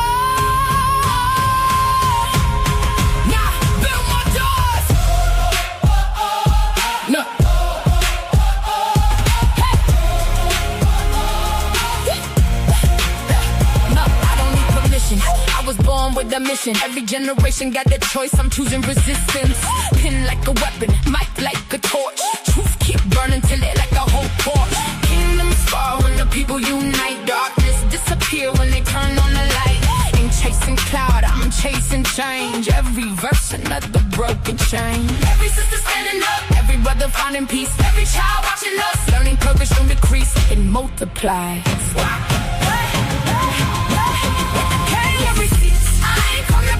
Truth don't fall when the headlines fade. Good for the pressure, built for the fight. We keep pushing to the future, look bright. Let's go. Hands to the sky, voices repeat. Justice ain't given, you earned every seat. From the block to the ballot, from the mic to the street. We ain't leaving till the people complete. The mission, the movement, stand up, the legacy. No fear, we brought the receipts.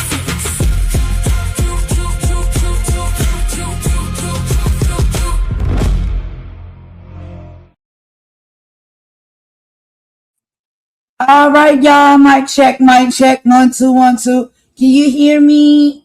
Well, I'm sorry, y'all. I'm so sorry. We was having some mic issues. Imani is back. Imani. Yeah, I don't know what did you hear anything I said about proportional representation? We heard that part like in the beginning, but towards like the end of what you were saying, that's when it dropped and it cut out. Yeah, I was just saying, really, you know, because you guys still have the Electoral College, and you know, it really is very much based on two parties. How ours works is whoever gets the most votes gets the seat in government, and it doesn't matter which party you are a member of. You could be the Green Party, you could be the Independent Party, you could be I Love Dogs Party. If you get the most votes, you will get that seat, and they call it proportional representation. So whoever likes the policies best. There are different representatives around the country. Don't get me wrong, there are the two main parties who get most of the votes, and they need a number of seats to be in government. But in specific areas, people vote based on their interests and the policies that apply to them and benefit them.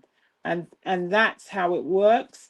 And obviously, local government, who get their funding from the main government, will also be dependent on who gets the seat in the local government. I do think proportional representation is better myself, but that's just me. It's not perfect, but I think it allows people to vote for their own interests and not only have two choices.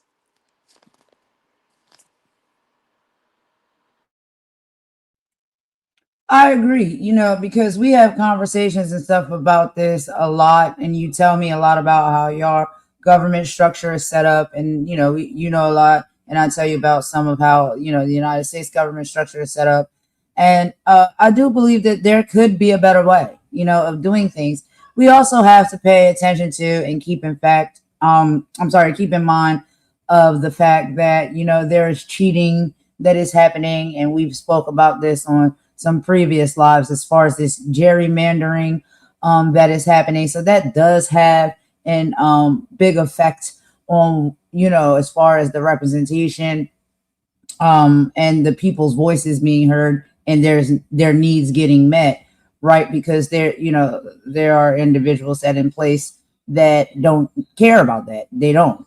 And so that's why that is being manipulated and tampered with, which is actually honestly affecting people's actual rights. So when we talking about all of these things, when we come and we do these lives, it is serious. It is serious what is happening. It's taking away the rights of people, especially certain ethnicities and races of people. And a lot of people don't, sometimes want to talk about that, or it sounds like it's a broken record. And I know it sounds like it's a broken record because it sounds like a broken record when it plays to us. But we have to address some of those things. But yes, absolutely. I think that there could be different governmental structures. If we try something different, maybe we get a different outcome. You know what I mean? There's a lot of factors and stuff. We could go down the rabbit hole all day. But, I just feel like sometimes people may shy away from having conversation or feeling comfortable, discussing these things because they may feel a little bit shameful. Like, oh, okay, well, yeah, I did vote for, whatever, this party, this side, this person, because literally deep down in my heart, I thought this person was going to do these things that they promised. And yes, some of those things that they were promising is something that was, important to me. And that's what I voted for. Now, when it comes to voting for people out of the sake of hate, right, because of the hateful things that they're going to do, now I don't rock with that. I can't rock with that. But I understand that everybody's not like that, right? Some people legitimately were voting for what they thought was going to be in the best interest for them and their family, their business, their life, whatever. Go ahead, Imani. No, I think what we got to look at, it's the rise of popularism over policy. And people are voting for personalities rather than policies. And this is where people move away. I mean, nobody looked at Project 2025, even though people were singing this at the tops of their voices. Nobody was taking any note. They were looking at the personalities. And that's what the issue is. You got to have the balance of both because we have become more interested in characters and personalities, and for what it's worth, Trump knows all about that. I mean, he had that show, Celebrity Apprentice. He's learned well about marketing himself, and he's learned well about avoiding certain issues and just repeating certain rhetoric that hits home. And, it's happened in the UK with the Reform Party. Their big mantra is all about immigration It's all about it's all about the migrants are taking everything away from the people that deserve it. It's a popular rhetoric all around the world, and people are not looking and taking note of the rise of the far right and that rhetoric, and that a lot of that is in why people are, if you look around Europe, this was happening until people woke up and decided. In Germany, almost had a far right candidate, people with swastikas and all sorts of nonsense. So people need to sit up and take note. But I mean, that's really all I've got to say about this at the moment. It's just your vote does matter. We really have to think about, civics classes and improving the civics classes for the people who are going to be coming into the next generation that are coming and are going to vote. Really have to do a lot more with civics, even if they're not doing it properly in the schools. Maybe there's some people on this platform who might find more better use of their time doing civics and teaching people about politics and how bills are made and how budgets are worked out and who's responsible for what, and the 25th Amendment and other things that should be known to people, how the government works. And it's not only in the US, it's the same everywhere. It's the same in the UK. I deal with a lot of young people who have a vote, and many of them never voted and have been able to vote for about 10 years. 10 years. They don't know.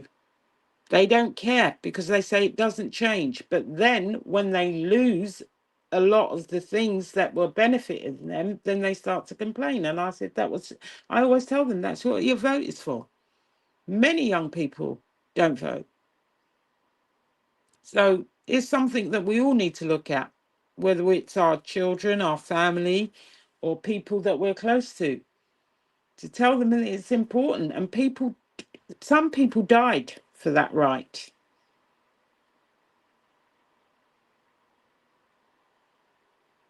And that's it for me.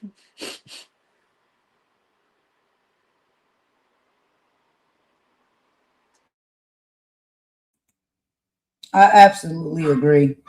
And, that's the reason why we bring forth some of this information about what the updates are and what is happening. And, sometimes it's okay. We can have the conversation and break it down.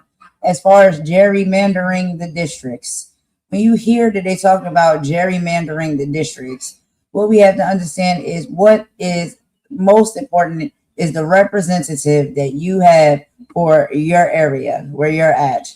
So those representatives are the ones that get in the seats or whatnot to be able to fight for the things that your said state or community or whatever is state based. But they represent, for the most part, the best that they can, the overall needs of that area. And so what they're doing is sometimes they break them down, like you could have two representatives from one state, depending on how big the state is, they split it in half. That's what we're talking about when we're talking about gerrymandering, where those lines cross, right? And, there's some sides of town that are rich, and there's some sides of town that are maybe not rich. You know what I'm saying? I'm not going to say poor, but I'm going to say maybe not rich. And so the people on one side of town, the things that they're voting for in their best interest are going to be very different from the things that people maybe who live in a town or area or areas or sections and sectors that may not be or have the most money or whatnot, what their needs and things are. So you can have a representative sometimes that two representatives from a state based off of how it is sliced up and diced up, depending on the size of that said state. And so when we're talking about representation from where we live, we're talking about voting on the local level. And this is something that we've been pushing and telling people that's important, right? And so the fact that now, we know that we don't have a lot of say, honestly, and I think it's a rigged game, but that's personally my opinion when it comes to who the president is. But when it comes to who your local representatives are, that is what your voice matters the most in. And that is something they have started now to manipulate and play with. So that can also be, rigged. So this is the things that is causing frustration when it comes to a lot of states because, they're not playing fair. They're basically cheating. So it's not allowing the people's voice to be heard and their needs to be met because you're putting it into a predicament to where you're putting representatives in place that you want to, basically say, okay, we care what the rich have to say, but, y'all over here that's middle class or, lesser class than that, we don't care what you have to say. So we're going to vote in the representative that speaks for what the more wealthy people in this state have to say. Does that make sense to y'all if I break it down kind of like simply? So when we talk about gerrymandering, that's what gerrymandering is. And that's what they've been manipulating as of late. So, that is becoming a thing because a lot of people understand like, yeah, when it comes to the president, that's a rigged game already. Like they already know who they want to be president. Our votes towards that, in my personal opinion, really don't hold as much weight. But the people in the seats, the people that are fighting for what we need, right? Like the Jasmine Crockett's, like the Al Greens, that is on our local elections and stuff like that. Representatives from our state, from our area that know what's going on where we live, what we need, and they will go there and they'll fight for it. And you see that when they go and fight, and we've seen Al Green, and I have another video. We're gonna have to split this into two parts. I have more videos, and y'all have probably seen before already Jasmine Crockett and how she gets down. This is what they're doing when we watch those videos. These are the representatives from a state that are fighting tooth and nail for the needs of their people because the people from that state have told them this is what is important to us as a collective and as a whole. And so when they go there and they have to hold, these meetings and these hearings and things of that nature, and these topics are being brought up, this is what they're fighting for. They're fighting for what y'all are telling them. We want them to, see if they can help and aid and assist and make better for us, right? And we watch how when it comes to, child, they get so tired of me saying it, but we watch how when it comes to the Black representatives, they get torn down. They get torn down and teared down and fought against and disrespected. They have to fight tooth and nail. And they're not just fighting for their own dignity because how dare you talk to me like that? They have to get past that so they can fight for your needs. You know what I'm saying? Which is if you live in a predominantly Black area, right? Where it's more Black people. And I hate to always bring back to race, but I try to break this down in the way that it kind of, we all can make it make sense for each other. This is how it works. But it doesn't have to do with just Black people because just Black people don't all live in one neighborhood. There's people in a neighborhood or an area or a district. They may not all be Black, but they all have the same needs that they want to see met by, the legislation. And, we have to watch the representatives sometimes that represent that district be teared down. You know what I'm saying? Like silenced, made to be made a fool. Like all of the things they fight tooth and nail. I'll watch it and we bring it here to show y'all. So you can see like, people are trying, but they're manipulating the system. And so that is one of the biggest problems that we're having within our political structure and governmental structure right now. Go ahead, Imani. Yeah, I just want to say there's only one point I disagree with you on. All votes matter up and down that ballot, even the president, because you got to remember he's got the right to make executive orders that can cancel out a lot of the stuff that they're trying to put through. So all the votes matter up and down the ballot. But what we're trying to really say, it's not only the national vote that matters when it's the presidency, it's all the elections that you should be aware of, even the school board, because your children's education matter.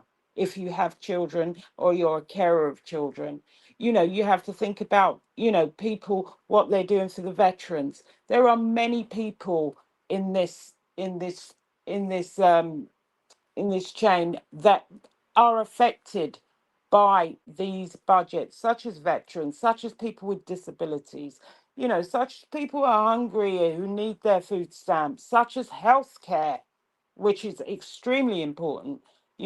Obviously, the UK has the national health system, and it's only until, I literally lived and worked in the States and traveled around the States and have traveled elsewhere in the world that I realized how, as much as we still complain about our system, we are blessed, because I know that if tomorrow I am ill and I don't have private health insurance, I can get seen.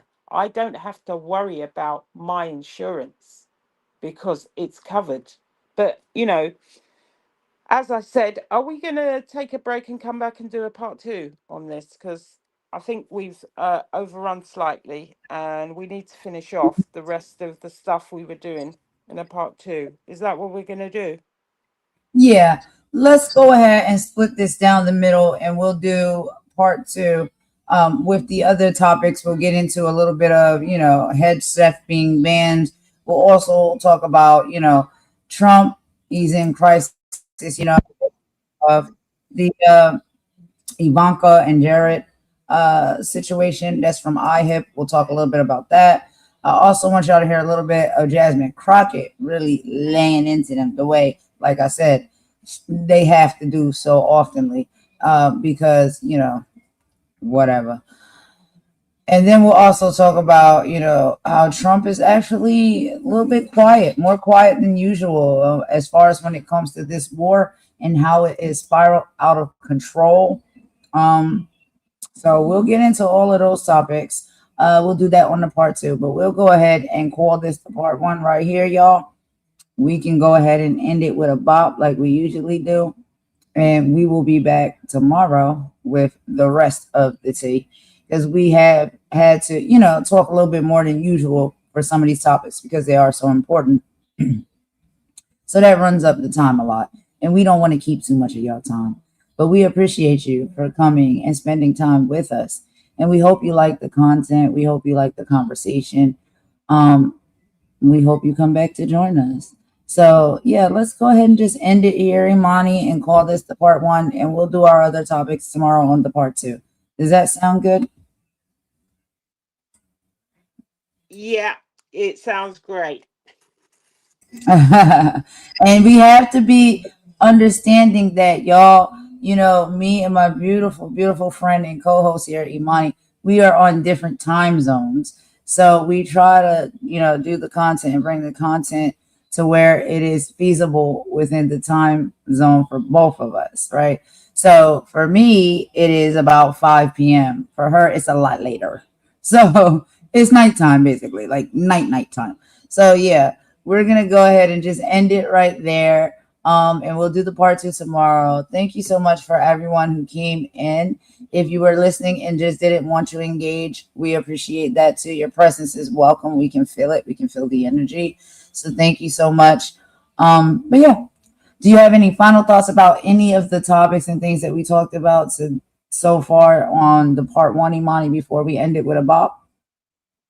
No, I just think that people just need, the only thing we can do is we can try and bring the information. We can try and encourage people that your vote matters. And we can also try and encourage people and say that don't lose hope. I genuinely do believe that this has been a very big lesson learned by people from any race who voted for this government, and things can get better. Things really can get better. So don't lose hope, stay blessed, stay informed, and also talk to other people who are not informed and who are not engaged. And I think it makes it a lot easier if we do have these discussions about what these policies really mean and how they impact our lives on a personal basis. Because it really is about our personal situations, first and foremost, and our families.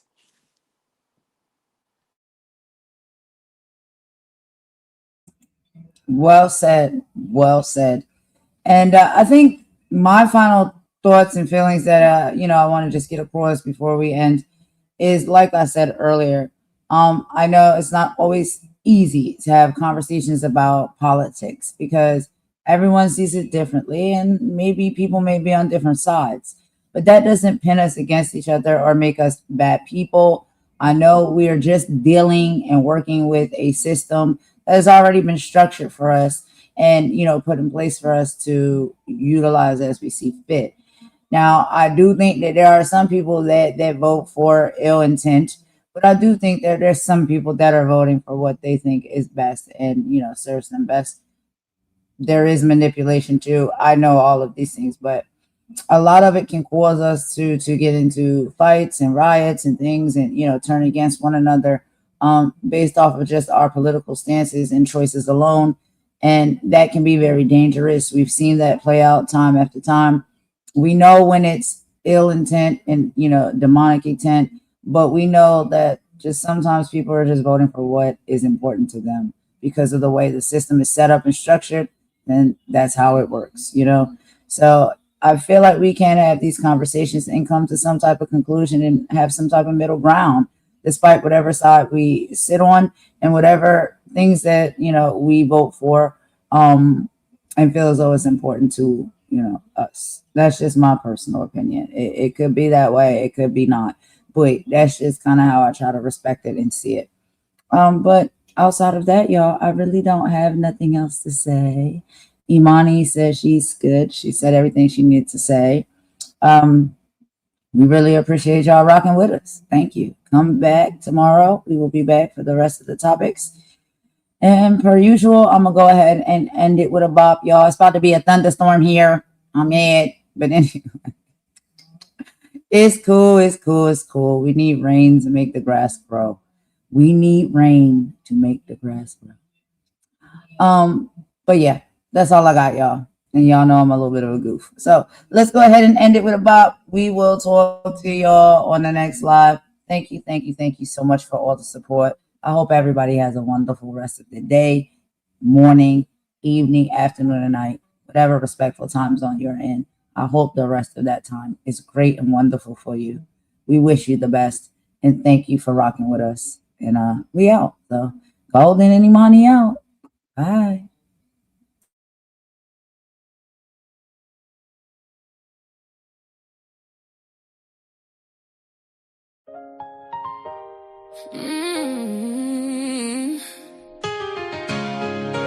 They got people forgetting folks are human. That part. Every laugh ain't harmless. Every post ain't just jokes. Some people smiling online, crying in real life. Enough is enough. Enough is enough. Why you tearing people down for fun? Why? You don't know what they carry when the camera done. Broken souls throw stones, then hide they hands. Cowards in comment sections playing God again. Karma don't miss. And healing's still possible too. So either spread love or watch life humble you. Yeah. YouTube streets messy, everybody got a target. Creators throwing dirt like hate became a market. Mocking people daily, that spirit look haunted. Tell me who raised y'all, this behavior garbage. Laughing at depression, exposing folks' trauma. Then next shock when tragedy follow behind you. The evil energy, boomerang proper. Come on, pull up silent like a midnight robber. And honestly, do you watch my live? I talk truth, pain, growth, tears, real vibes. Not everybody built for the games online. Some folks want insult from losing their mind. That's fake, no cap. Y'all addicted to humiliation. Every live stream feel like public execution. Views over souls, cloud over humans. Then wonder why the whole world mentally ruined. Somebody mama crying at night. Somebody daughter hurt inside. Somebody praying not to give up while bullets screenshot painful life. Shame on you, shame. You need healing too. Only damaged people wake up daily, trying to damage others too. Enough is enough. Why you tearing people down for fun? Tearing them down. You don't know what they fighting when the live stream done. Let me go. Keyboard killers acting tough online. Whole time spiritually broken inside. Karma don't miss, no. Karma don't skip souls either. Every hateful seed gon' meet the reaper. So to the hurt and bully people, listen close. You matter more than these demons online. These chicks bitter, these dudes weird. Obsessed every day, like why you still here? Refreshing my page while pretending you don't care. Whole personality built off hate and fear. Talk slick online, real life timid. Broken inside, everybody can feel it. Projecting they wounds while the comments all cheering. That ain't straight, baby, that sickness concealed. And I said what I said. Yeah, some of these creators need therapy bad. Not another live stream drag. Not another fake outrage cash grab scam. Y'all bully for a living. That's sad. Spirit look bankrupt, dusty and mad. And the people encouraging it just is trash. Laugh now. Karma got a long memory past. Lord, cover the wounded. Cover the lonely heart. Cover the lonely heart. Cover the people crying silently in dark rooms. Teach us compassion again. Teach this world mercy again. Because words cut deep. So deep. And some people never recover. To everybody bullied online, you are not weak because you hurt. You are not crazy because you feel pain. And don't let these empty souls convince you your life got no value. The loudest bullies usually fighting demons they never healed from. That ain't an excuse, but it's the truth. And to the bullies, get help, seriously. This obsession with tearing strangers apart every day, that ain't normal. Enough is enough. We need love more than ever now. More than ever. Too many souls out here barely hanging on somehow. No more glorifying painful views. No more clowning her forever new. No more mob attacks for entertainment. That darkness got consequences too. Karma don't miss. Karma don't miss. And healing still possible too. So either spread love or watch life humble you.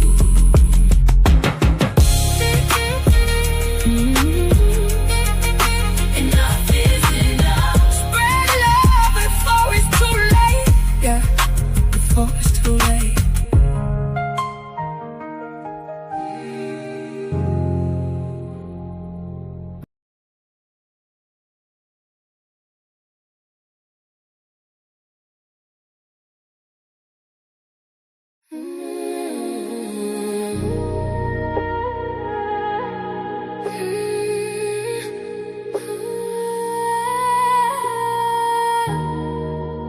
They don't know her like I do. Nah. Golden.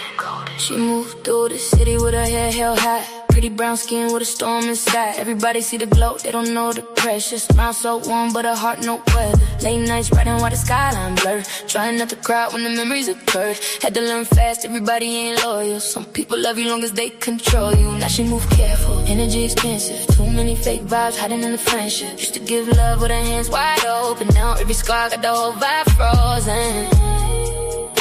They don't know her like I. No, they don't know.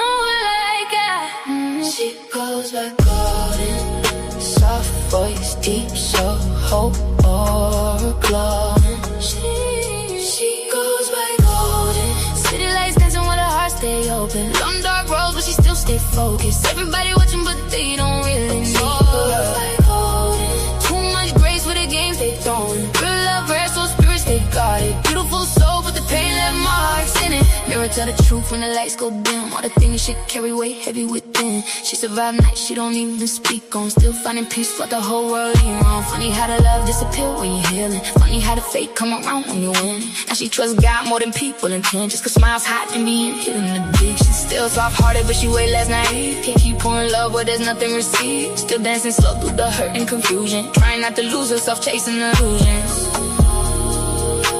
She survived the fire. still glowing through the smoke, still sad, still dangerous, still chosen. She goes back golden. So deep made the whole room notice. Heavy lies couldn't break what was chosen. Still standing tall while the whole world folding. She goes back golden. Heartbreak turned to pen cinematic. Now the tears got rhythm when she's singing, and they still don't know her like that.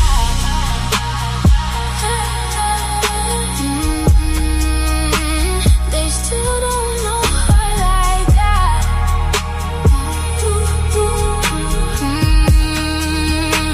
Spend so much time looking for love in strangers. Spend so much time. Spend so much time letting outside voices shake the mirror. But at the end of the night, when the lights fade, when the city cried, when the tears dried, we still got